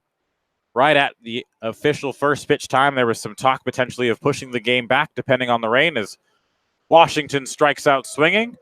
But the rain held off. We got the game in, and we are through 5.5 here at Dunkin' Donuts Park. The Red Sox strand a pair with still 2-1. We head to the bottom of the sixth inning. You're listening to Red Sox Baseball on the Cape Cod Baseball League Network.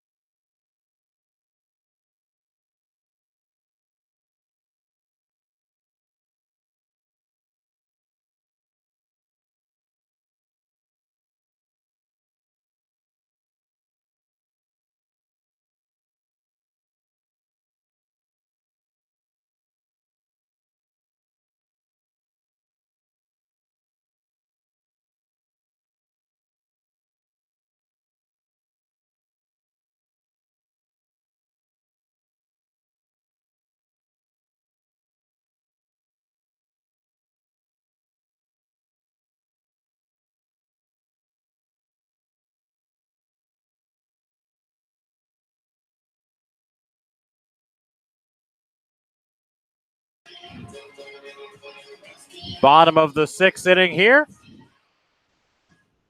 2-1 Red Sox. Lamelli out for his 2nd inning of work, and some bad news for YD is Noah Campbell unable to continue in this one as Jake Palmer takes over in left field.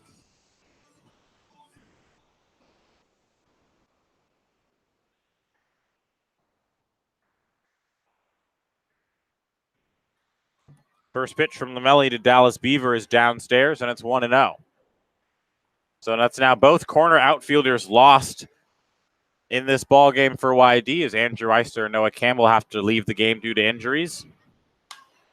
That one fouled back and over our head, and it's 1-1.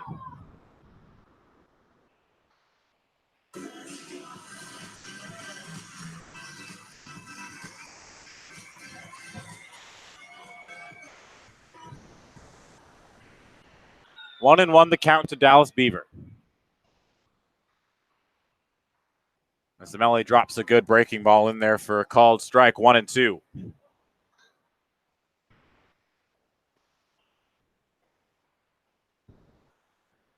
It'll be interesting to see how YD proceeds from here with Noah Campbell, of course, being one of their best bats as that one's in the hole. Yeager fields it on the slide.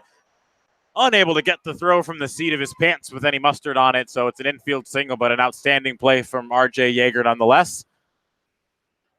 And Beaver reaches to start the 6th. Not much that R.J. Yeager could have done. He did everything he could to knock that one down and just barely tried to get the throw off, but was unable to do so from the seat of his pants.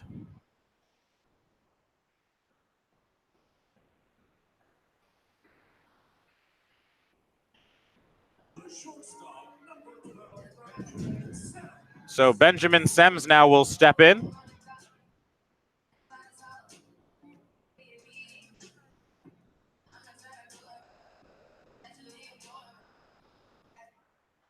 Lefty. Steps in. Infield to double play depth. Riley King well in on the grass at third. Outfield straight away. Brad Beasley shaded just a touch towards right center field.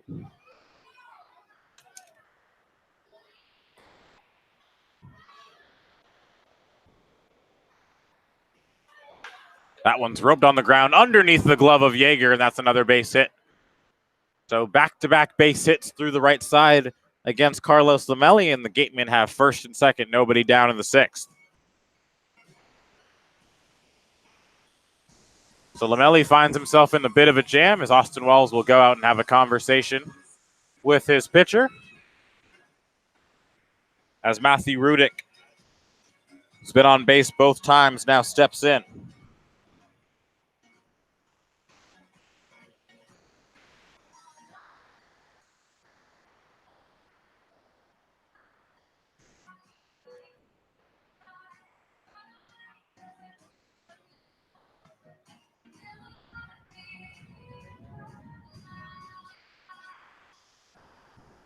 Two men on, nobody out here.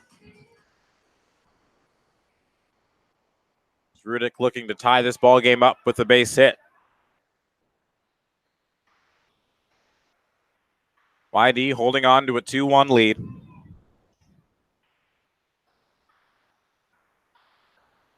Rudick squares to bunt, but pulls it back as the pitch misses wide. And it's 1-0. Riley King in on the grass, anticipating the bunt.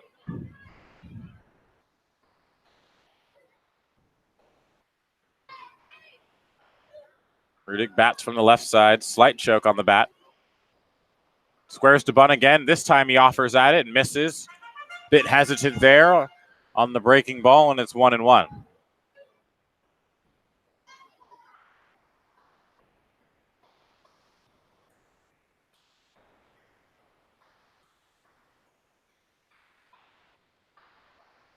Squares to bunt once again, 1-1.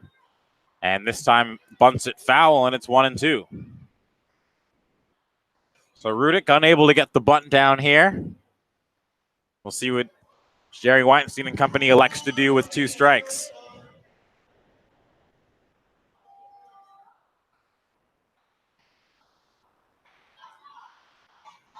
Some chance of hit the ball coming in from the campers.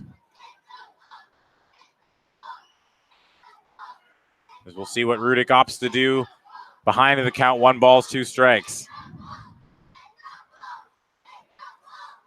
He was swinging away as that one's foul tipped at the plate. Just barely stays alive, and the count remains 1-2. This would be a big first out should Carlos Lamelli be able to get it. The righty out of St. Mary's College.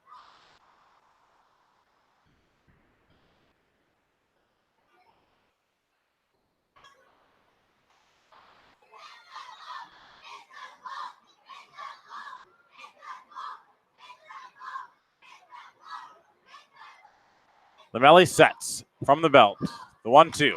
That one on the ground, right side. RJ Yeager for 1. Wyatt Young across the diamond, and he beats it out as Rudick gets in there just barely. So it ends up being a fielder's choice. It was a little slow developing. Yeager had to wait for it just a touch, and that little bit of time allowed Rudick to get in, and Scott Pickler will now walk out to the mound and have a conversation. It's now runners on the corners and 1 down here, and he will take the ball from Lamelli.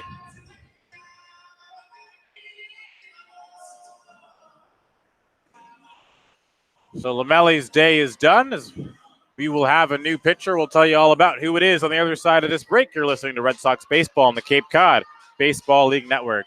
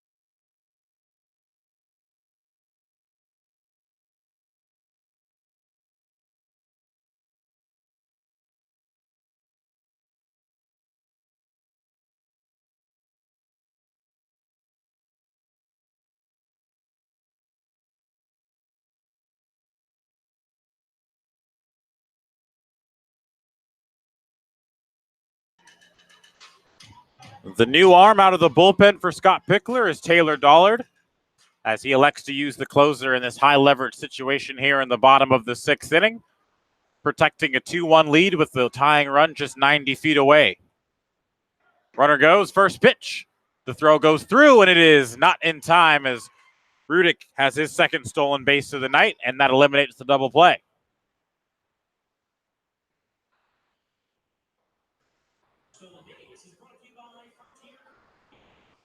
Chad Stevens, the man in the box, tasked with potentially driving in the game-tying and go-ahead run here in the bottom of the sixth inning. Taylor Dollard is Ben Scott Pickler's best arm out of the bullpen. This is his 11th appearance of the season. ERA at 1.84, 24 strikeouts against just one walk. That one's in there for a called strike, and it's 0-2. 24 strikeouts in just 14 and 2/3 innings. He's only allowed earned runs in one outing this season, and that was all three of them that he's given up. 3 earned runs against Brewster in a loss back on July 10th in what was just an ugly game for YD. But other than that, spotless. Hasn't given up a hit in 6 of his 10 outings this summer. Finds himself inheriting a jam here in the bottom of the 6th. Runners on second and third. Ahead 1-2 to Chad Stevens. Here's the pitch. That one is roped into center field, and that's a base hit, and that'll score 1. Here comes the throw, and it is up the line, and Rudick scores easily, and it's a clutch base hit for Chad Stevens. Both of those runs will be charged to Lamelli, and it's 3-2 Gateman. So a hard hit ball back up the middle off the bat of Stevens drives in a pair as the back-to-back singles to start the inning from Lamelli come back to bite him.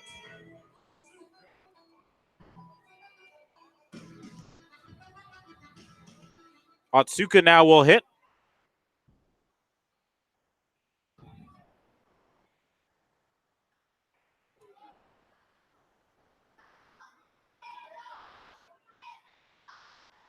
First pitch to him.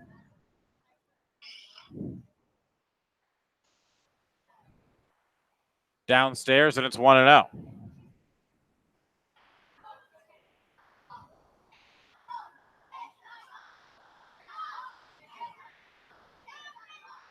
Dollard working out of the stretch. Runner on first is his. He allowed the 2 inherited runners to score on the single, as that one is sliced foul and out of play on the third base line.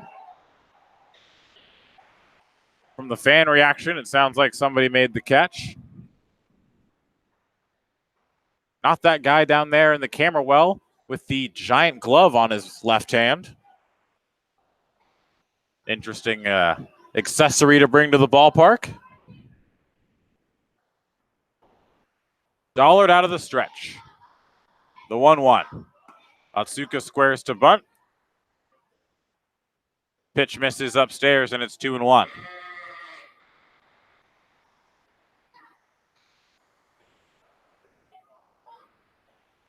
Some of the camp groups in attendance have left. This Connecticut Cape Cod Classic matchup.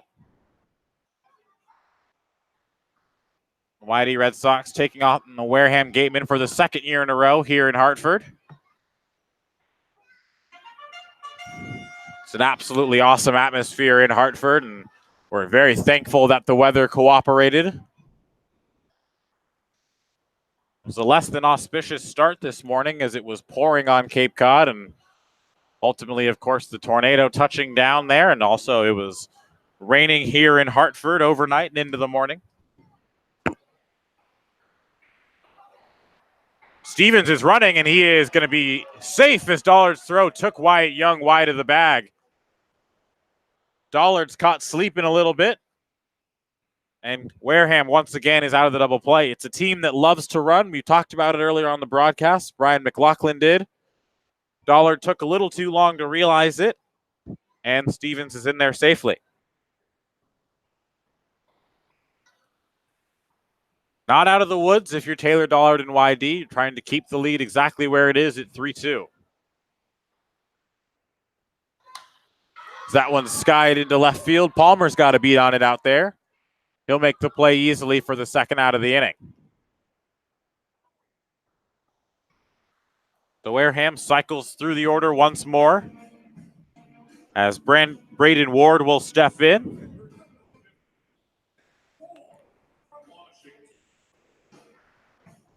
Washington Husky.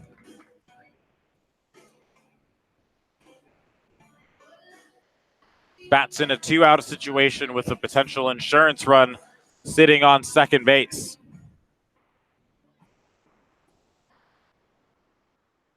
Dollar looking to get out of the inning, just allowing the 2 inherited runners to score. Check on second base. Stevens back with a dive. Dollard certainly not going to be caught sleeping again.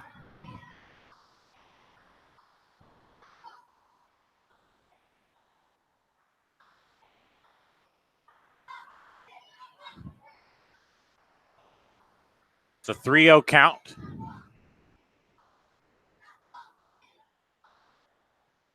Here's the pitch. In there for a called strike, and it's 3-1. 2 down here in the inning. Andre Sims bringing you all the action in the middle third of this ball game. We thank you to those that are tuning in from across the country, parents, friends.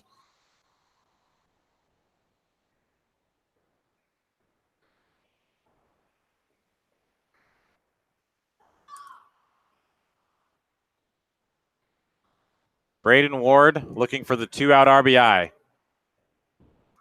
Chad Stevens dancing off second. Wyatt Young and him in a cat and mouse game as it's the excellent curveball that Dollard features, and he's worked the count back from 3 balls, no strikes to a full count, 3-2.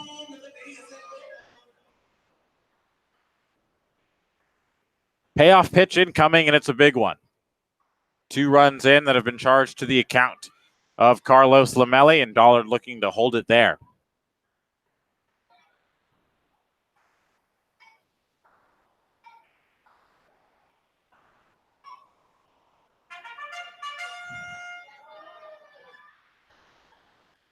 One and 2 now the count. My apologies, the scoreboard was incorrect.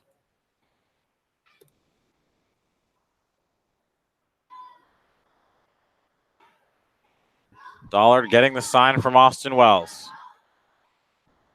Now comes set at the belt. Big pitch incoming, 1-2. Foul tipped at the plate, and we'll reset and do it again.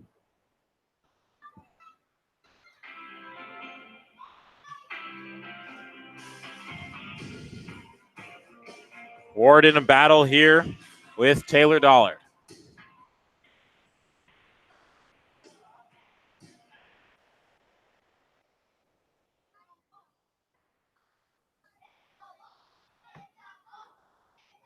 Wyatt Young doing everything he can to keep Stevens close. Swing and a miss. Dollar blows the fastball by him at 94. And that'll end the inning. So 2 runs do come in to score as the Gatemen retake the lead 3-2. We head to the top of the 7th inning. TJ Mathewson has your call the rest of the way. You're listening to Red Sox Baseball on the Cape Cod Baseball League Network.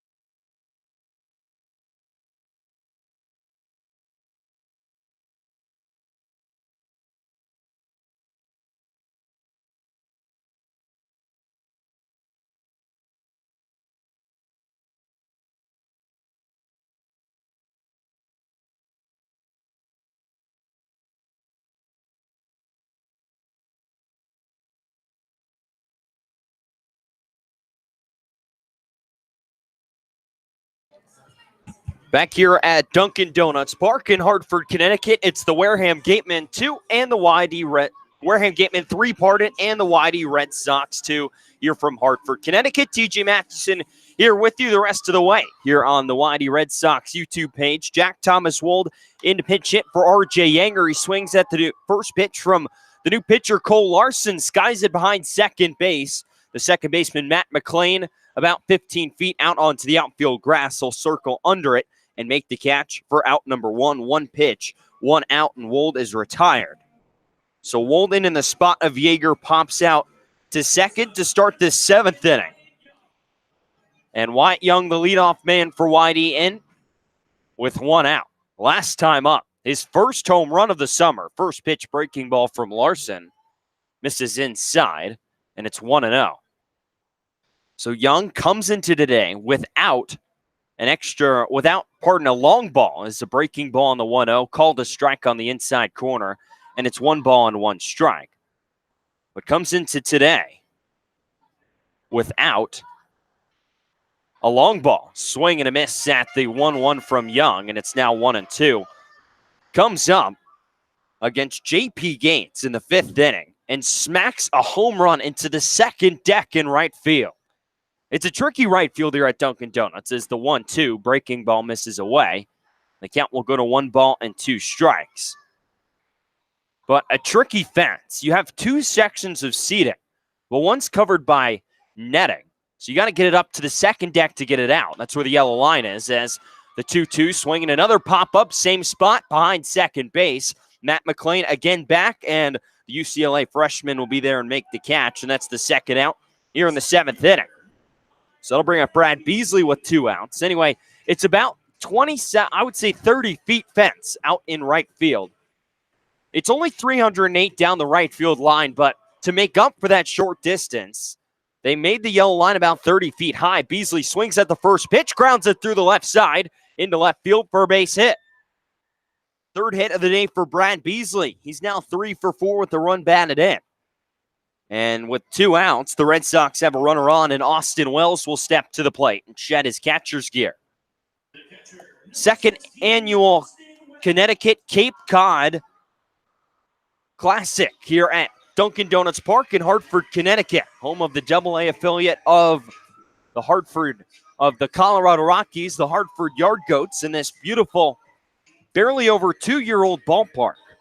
Opened in April 13th of 2017 and holds just under 7,000 fans. It drew the most total attendance of any Eastern League ballpark last season at very high number, 408,000, number 1 in the Eastern League. Wells digs in from the left side, and now out of the dugout is the Wareham pitching coach to have a discussion here with Cole Larson.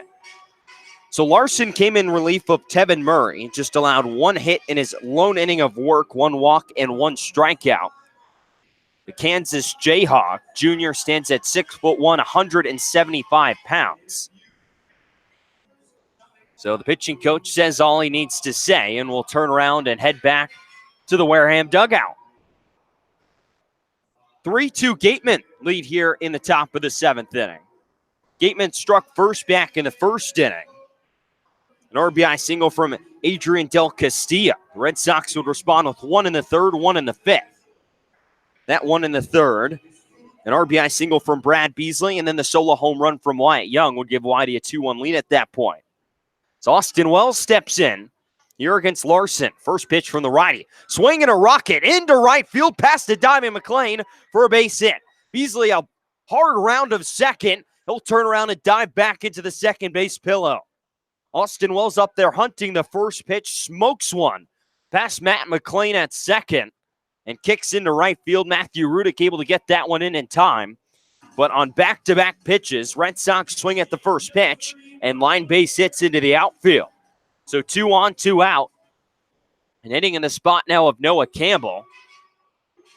So we're going to now have a pitching change as Cole Larson, his evening is done here in the 7th inning. Allows back-to-back base hits with 2 outs. And Jake Palmer due up at the plate. New arm jogging in from the pen for the Wareham Gatemen. We'll step aside. It's 3-2 Wareham here in Hartford, Connecticut on the Cape Cod Baseball League Network.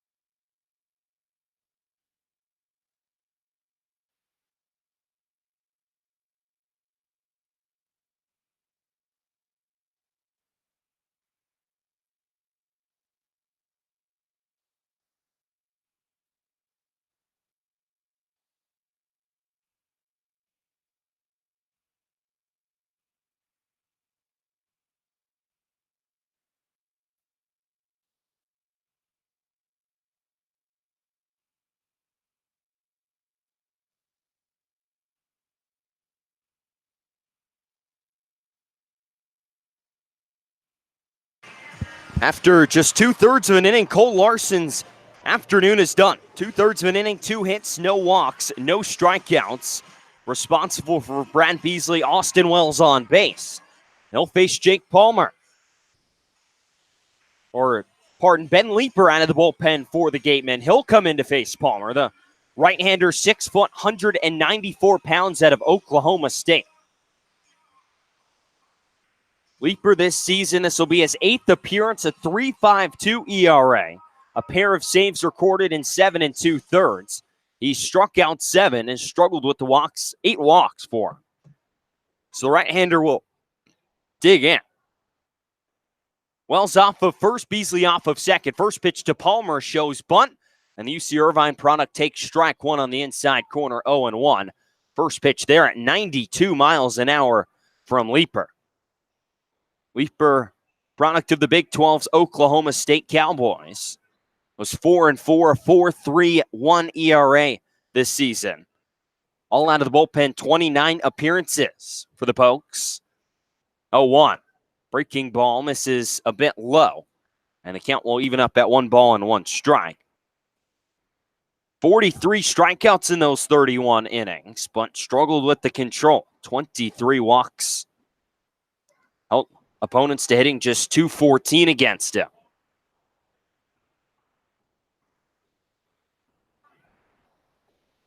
Leeper sets. Runners off of first and second. A peek back at second, now a step off.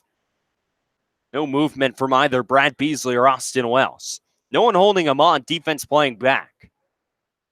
Sems, the shortstop for Wareham, shaded behind Beasley, but that's about it. Rudick in right field is shaded over into the right center gap as the 1-1 misses low. A fastball there to Palmer, and the count's now 2 balls and 1 strike. Year number 2 of this Connecticut Cape Cod Classic here in Hartford. Red Sox took the first one last season 5-0. In that contest, you had the 2018 Cape League champions and the Wareham Gatemen and the team with the best record in 2018 in YD. 2-1 to Palmer. Breaking ball in the dirt. And actually, it'll be ball 4. As Beasley heads to third, ball trickled away from Dallas Beaver behind the plate. Off to his left, Beasley thought about coming home, but put the brakes on at third. So Palmer will reach base. As Leeper, as has been advertised here this season, struggling with the control, just walked another batter. Now be 3 walks of the day for the 4 spot in the Whitey lineup. Noah Campbell walked twice, was 0 for 1, and now Palmer walks his first time up. Here's Tate Samuelson. Bases packed full of Red Sox. 2 outs here in the top of the 7th. Tying runs at third, go-ahead runs at second base for Tate, who's 0 for 3. Leeper sets, first pitch. Fastball, called a strike, 93 miles an hour on the gun, and it's 0-1. So Campbell had to be removed from the game after an awkward slide on a double play back in the 6th inning. Hope Noah's okay. Big spot here for the Red Sox. 0-1. Swing and a fly ball, foul territory behind home plate, and it drifts out of play. And the count's quickly 0-2 on Samuelson, and Leeper's got all of his options ahead of him. Crowd has thinned out a little bit here in Hartford. It's packed full of field trips earlier today, but usually field trips, when they attend a day baseball game, will leave about halfway through. Still some kids hanging around, though, here in this midday Cape Cod League game. Leeper sets. And the 0-2 to Samuelson. Breaking ball, swing and a miss, strike 3. After walking Jake Palmer, Leeper comes back and strikes out Tate Samuelson on 3 pitches and squanders the bases loaded. Red Sox leave them loaded here in the top of the 7th inning. We'll stretch here in Hartford. It's 3-2 Gateman here on the Cape Cod Baseball League Network.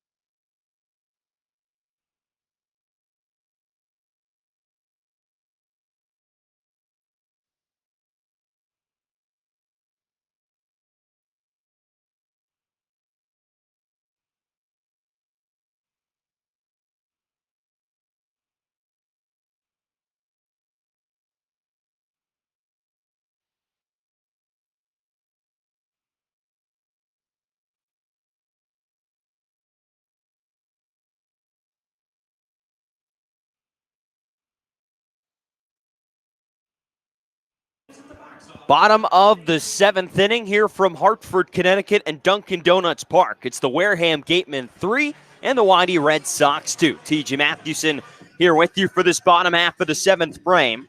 Taylor Dollard still out on the mound for Whitey. We'll get 2, 3, and 4 in the Wareham lineup.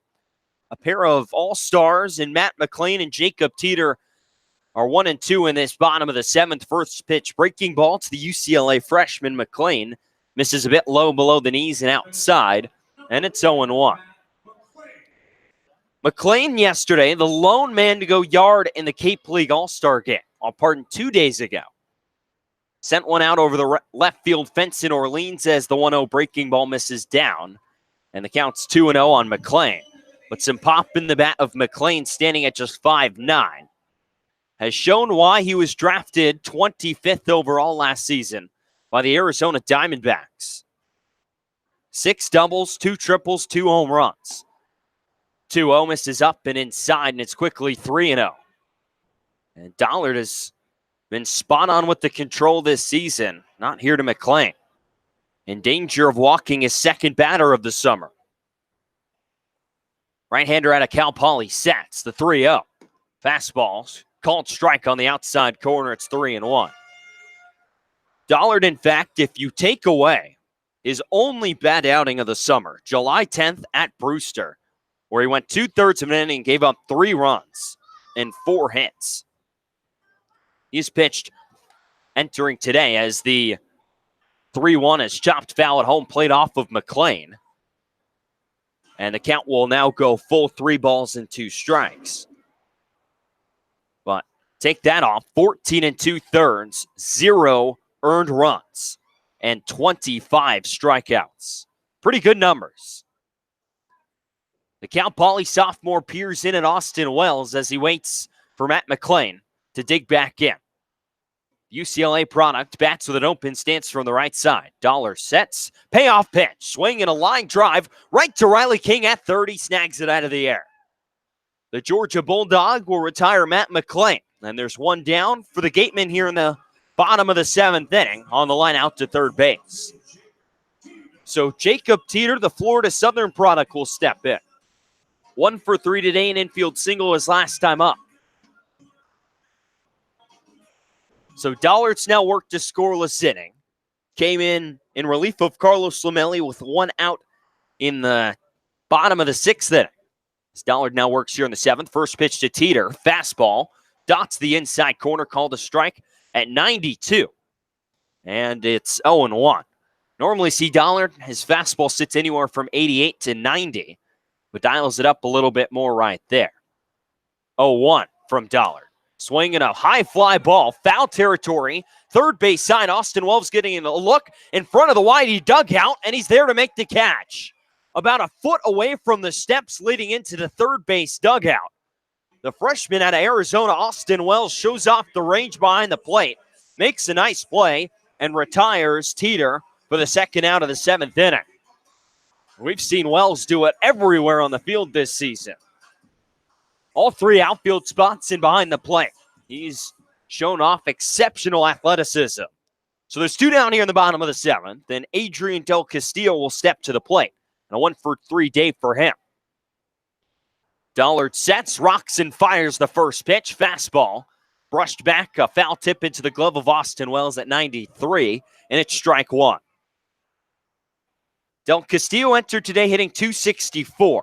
Drove in the first run of this ball game back in the 1st inning against John Beller. 0-1 from Dollard. Breaking ball, chopped foul off the fencing in front of the Wareham dugout on the first base side. And it's quickly 0-2. So as we're used to seeing, Dollard out and throwing strikes.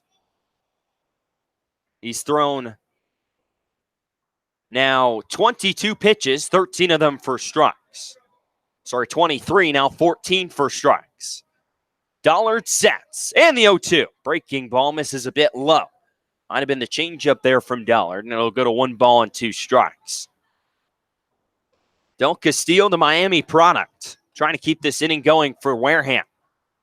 Dollard trying to get through a clean 7th. The right-hander sets, and fires on the 1-2. Breaking ball, called strike 3. No argument from Del Castillo. He'll strike out looking to end this 7th inning. A clean, efficient 1-2-3. 7th frame for Taylor Dollard as he set down 5 Gatemen in a row and records his 2nd strikeout. 1 to the 8th inning here from Dunkin' Donuts Park in Hartford. It's the Gatemen 3 and the Red Sox 2 here on the Cape Cod Baseball League Network.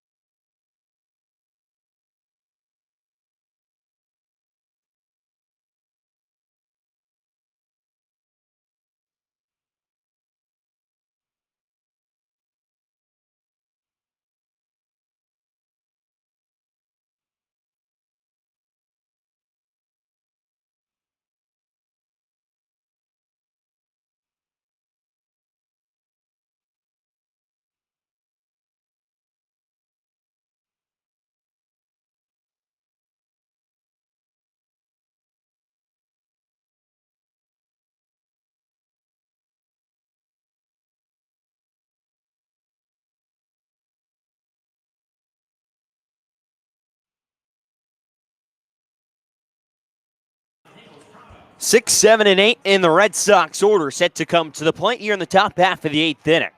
Red Sox have 6 more outs to scratch across a run here at Dunkin' Donuts Park. They trail the Gatemen 3-2. TJ Mathewson here with you for the final innings from Hartford, Connecticut. The Red Sox dodged a tornado today, quite literally. As still it's Ben Leeper out on the mound. The right-hander winds out of Oklahoma State, fires the first pitch to Riley King. He swings and skies one down the right field line. Matthew Rudick will give it a look and watch it sail into the seats down in foul territory, and it's 0-1 on King. So it'll be King, Sam Hall, and Ron Washington Jr. set to come to the plate for YD. So I see Eric Tolman up with a bat in the Red Sox dugout. We'll see, maybe he gets in that bat here instead of Washington in the 3-hole in this inning. But reports of a tornado touching down in Yarmouth this morning. I mean, there was some crazy weather on Cape Cod last night. Thunder, lightning, hard rain, and a tornado warning. But a tornado never touched down as the 0-1 to King. Breaking ball misses away and the count evens up at 1-1. But where I was staying in Hyannis, you could hear the wind gusting, the rain pouring, and there's lightning about every 5 seconds. Some just bizarre, unheard of weather on Cape Cod. 1-1 to King. Breaking ball misses down and away. And the count will go to 2-1 on King. I mean, if you live in the Midwest, I'm sure you're very comfortable and used to that weather. Comfortable might be the wrong term, but used to, a better one. 2-1 to King, misses high and upstairs. Right above the letters, and it's 3-1 on King. But on Cape Cod, I mean, not expecting a tornado to touch down. And then we get to this morning as Leeper winds 3-1 to King. Swinging a line drive, backing up Rudick in right field. He's on his horse, and he watches it one hop the wall. King around the bag at first, a headlong dive, belly flop into second. And he's in safely with a leadoff double here in the 8th inning. An awkward slide from Riley King. He came up a little bit short of the bag. He's now smiling at the Red Sox dugout. Might have knocked the wind out of him for a second as he awkwardly flopped onto the dirt. But nonetheless, it's a leadoff double as he stings one off the wall in right. That will bring up Sam Hall, who's already 1 for 1. And now Jerry Weinstein out, and that's going to do it for Ben Leeper. So less than a full complete inning. Leeper just goes 2/3 of an inning, and he's not even 2/3, 1/3 of an inning, and he's removed here on the top of the 8th inning. Another arm coming in for Wareham. We'll talk to you after the break. It's the Red Sox with Riley King, a leadoff double on second, trailing by 1 here in the top of the 8th inning in Hartford, Connecticut.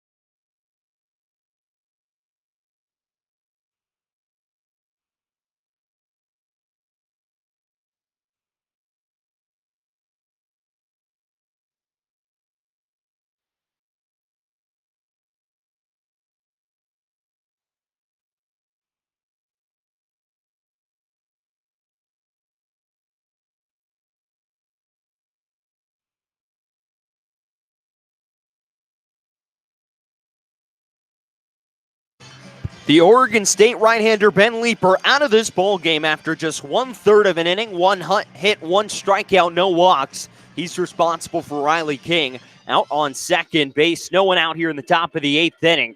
3-2 Wareham leads over YD. New arm out of the bullpen for Jerry Weinstein. It's Ben Leeper. Ben Leeper just exited. Trey Dillard now in relief, the hard-throwing right-hander out of Mizzou. He's 2-0 at 2.45 ERA, and so it'll be his 8th appearance of the summer. He's got 1 save in 14 2/3. He struck out 16 and walked just 9. His fastball is going to sit in the low to mid-90s. He'll face Sam Hall. Eric Tolman stands on deck. No one out. Riley King led this inning off with a double off the right field wall. He stands out on second base. He's the tying run. So Sam Hall, the Clemson Tiger utility man, digs in. Dillard will set. King off of second. First pitch from the right-hander. Fastball. Hall shows bunt. Gets it down third base side.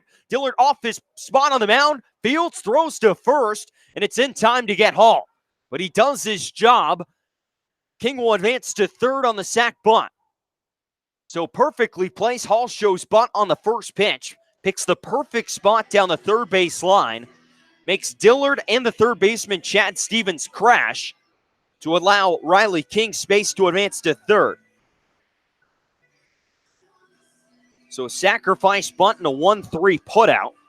So Tolman will bat here in the 8th inning. Eric Tolman, the two-way player out of Arizona State. He'll bat left-handed. Has been great in mostly a pinch hitting role for YD this season. His last time he stepped to the plate, and with YD needing a rally against Brewster on July 20th, he knocked a home run. First pitch from Dillard, 96 on the fastball, and Tolman swings and misses at the top of the zone. It's 0-1. So the Red Sox entered that 9th inning, trailing by 2 runs, 5-3. Tolman stepped up with 1 out and knocked a home run. He swings at the 0-1, another fastball at 96, and it's fouled back, and Tolman's mind 0-2. But for the most part, it's been pinch hitting appearances for Tolman. He's also sparsely played the outfield, mostly, though, just as a designated hitter. Infield playing in for Tolman. 0-2, swing and a miss, strike 3. 3 straight 96-mile-an-hour fastballs. Sit down Eric Tolman for the second out of this 8th inning. And Trey Dillard's just showing off the good old-fashioned country hardball right there. And now another guy stepping to the plate, Jack Thomas Wold here with 2 outs, who's shown he can hit the hardball. Wold, a few days ago against Harwich in the hard-throwing Notre Dame product Joe Boyle, hit a go-ahead 2-run home run as he fouls off the first pitch. He's going to need some more rosin pine tar, for his bat. Jack likes to go no batting gloves, so he's going to need extra stick on the bat. But step to the plate, down 2 against Joe Boyle. Against Harwich, knocked a 3-run go-ahead home run on the first pitch, 99-mile-an-hour fastball at the top of the strike zone. And would leave YD to a dramatic win over the Harwich Mariners. So Wold will step back in. Dillard sets, and the right-hander fires home the 0-1. Fastball buzzes way upstairs at 95, and it's 1-1. So back to the weather. We get here around 10:30. We're sitting here in the press box, and I'm getting texts from multiple people that another tornado warning has been spotted in Yarmouth. I was like, that couldn't be right. The weather seemed normal this morning. 2-1 fastball rides high, and it's now 3-1 the count on Jack Thomas Wold. Or 2-1, pardon, on Wold. Well, it was bizarre. Some of the videos, as it touched down apparently on Lower County Road in Yarmouth. South Yarmouth, to be exact. 2-1, misses upstairs again, and it's 3-1 on Wold. He should get a pitch to hit here with Wyatt Young looming on deck. But we saw videos of it. It looked threatening. The winds, I think what I saw, about 90 miles an hour. That's just bizarre. 3-1, swing and a rocket to the hole at third base. Over to his left, it's Chad Stevens. He fields off the dirt, turns and throws to first, and it's in time to get Wold. So Jack Thomas Wold can't come through with 2 outs. Riley King is left stranded on at third, and the Red Sox waste a leadoff double here in the 8th inning. Went to the bottom of the 8th here from Hartford. It's the Gatemen 3 and the Red Sox 2 here on the Cape Cod Baseball League Network.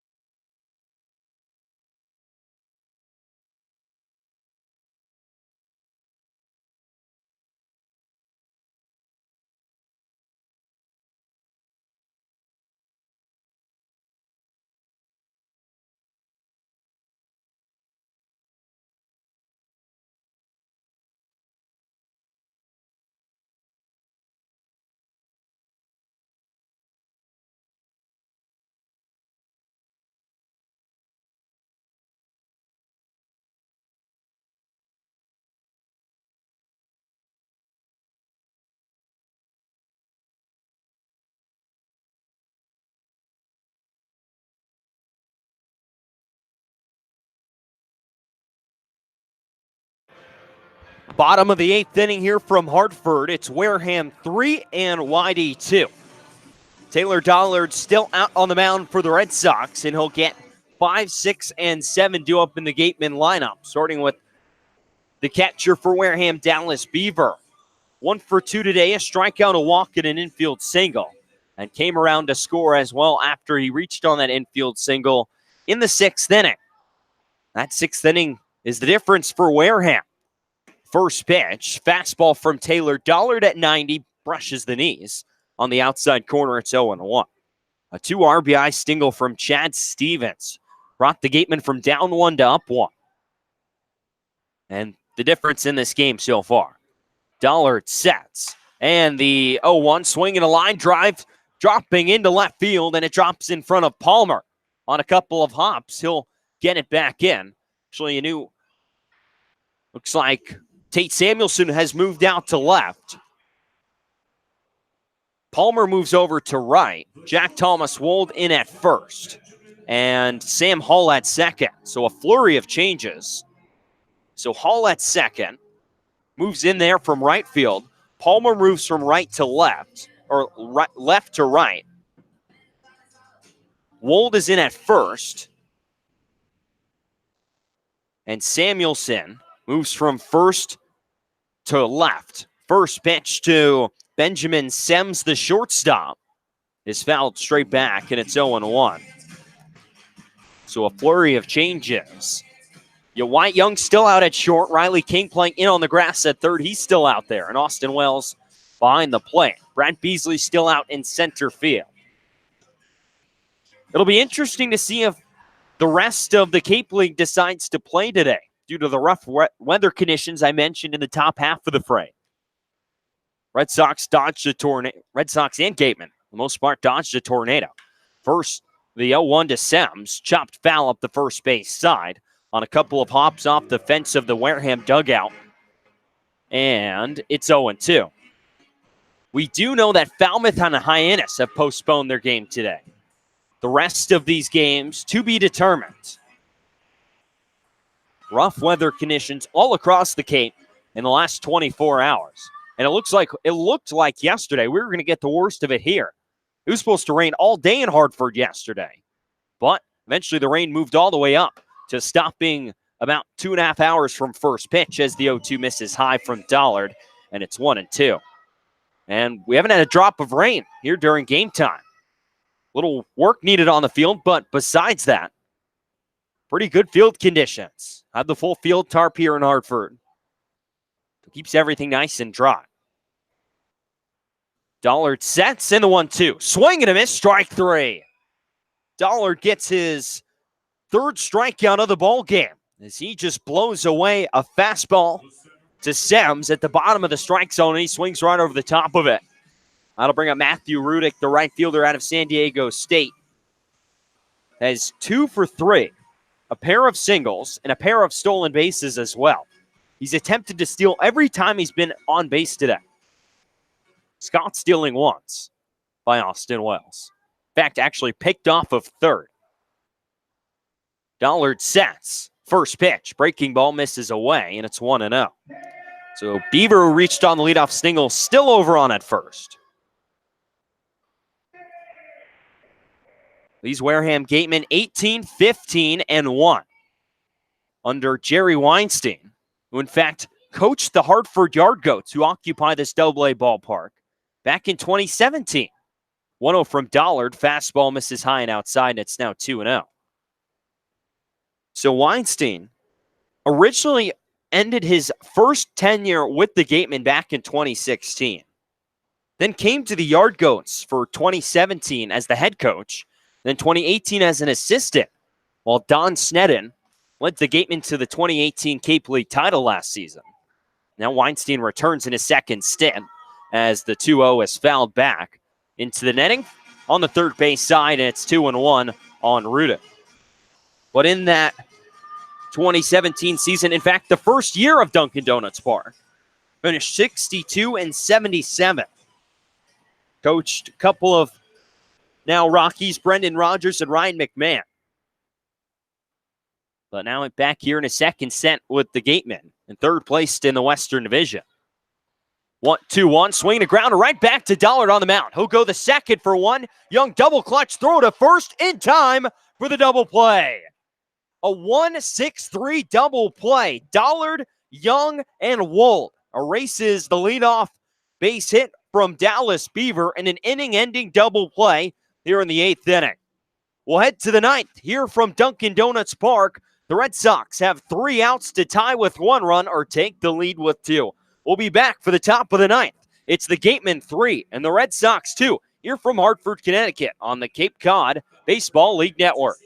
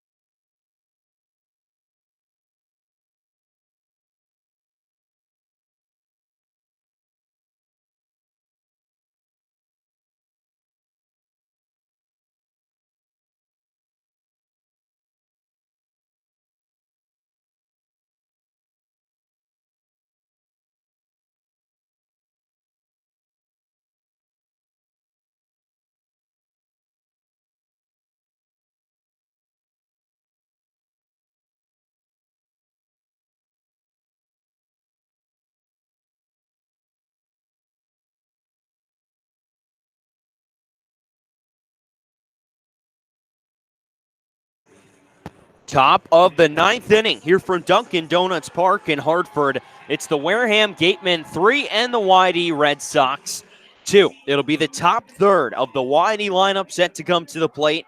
Wyatt Young, Brad Beasley, Austin Wells. Red Sox needing just 1 run. The Gatemen took a 3-2 lead back in the bottom of the 6th inning, and it's been that way ever since. Trey Dillard, the right-hander out of Mizzou, still out there. First pitch, hard-throwing right-hander, fires a 93-mile-an-hour fastball in the inside corner for strike 1 to Wyatt Young. And it's 0-1. Young 2 for 4 today. Got his first home run of the season back in the 5th inning. He banged one into the upper deck in right field. 0-1, fastball again called a strike, and Dillard has worked ahead 0-2. Dillard only 1 save on the season. If he gets the final 3 outs right here, it'll be his second. He sets in the 0-2 to Young. Breaking ball, swing and a miss, strike 3. Young down on 3 pitches. A good sequence there from Trey Dillard. He goes fastball, and then breaking ball at 84 miles an hour. I think it's the first time he's broken that out here tonight. and caught Wyatt Young a little off guard as he swung over the top of it. So one down, here's Brad Beasley, the center fielder, is hitting 3 straight at-bats. First pitch fastball, dots the outside corner, it's 0-1. So Dillard came in and has thrown a first pitch strike to every hitter he's seen. 0-1 to Beasley. Swinging a high fly ball to center field. Showing his numbers is Ward. He's looking up near the warning track, and he settles under it to make the catch. Man, that one sounded good off the bat, but it's deep to center field here in Hartford. It's about 390 feet to straightaway center field with about a 25-foot wall in center. That's a home run at Red Wilson Field, but here at Dunkin' Donuts Park, it's just a long flyout. With the speedy Braden Ward in center field, he has plenty of time to track that one down. Beasley hits it about 380 and comes up short. So 2 down for Austin Wells. First pitch, fastball, misses inside at 97. Fastest pitch we've seen today from Dillard, and it's 0-1 to Wells. Wells today, 2 for 4. Red Sox will have a base hit here. 1-0, swing and a miss at 96 from Wells, and it's 1-1. We've seen Beasley take advantage of the short center field fence at Red Wilson earlier this season, but unable to get one out of here at Hartford. 1-1 to Wells, swinging a high fly ball to right field. Backing up is Matthew Rudick. He's on the warning track. He's at the wall, and he makes the catch. Austin Wells hits one to the base of the wall in right center field, but comes up just short. The Red Sox sting a couple balls here in the 9th inning, but altogether come up short. The final here from Hartford, the Gatemen take this one 3-2. The Red Sox go scoreless over their final 4 frames, unable to push across a run to tie or 2 runs to take the lead. Got some solid contact off of Trey Dillard in the 9th inning, but couldn't push across the tying or go-ahead run. We'll step aside. When we come back, we'll wrap it all up for you. One more time, the final here from Hartford. It's the Gatemen 3 and the Red Sox 2. We'll be right back.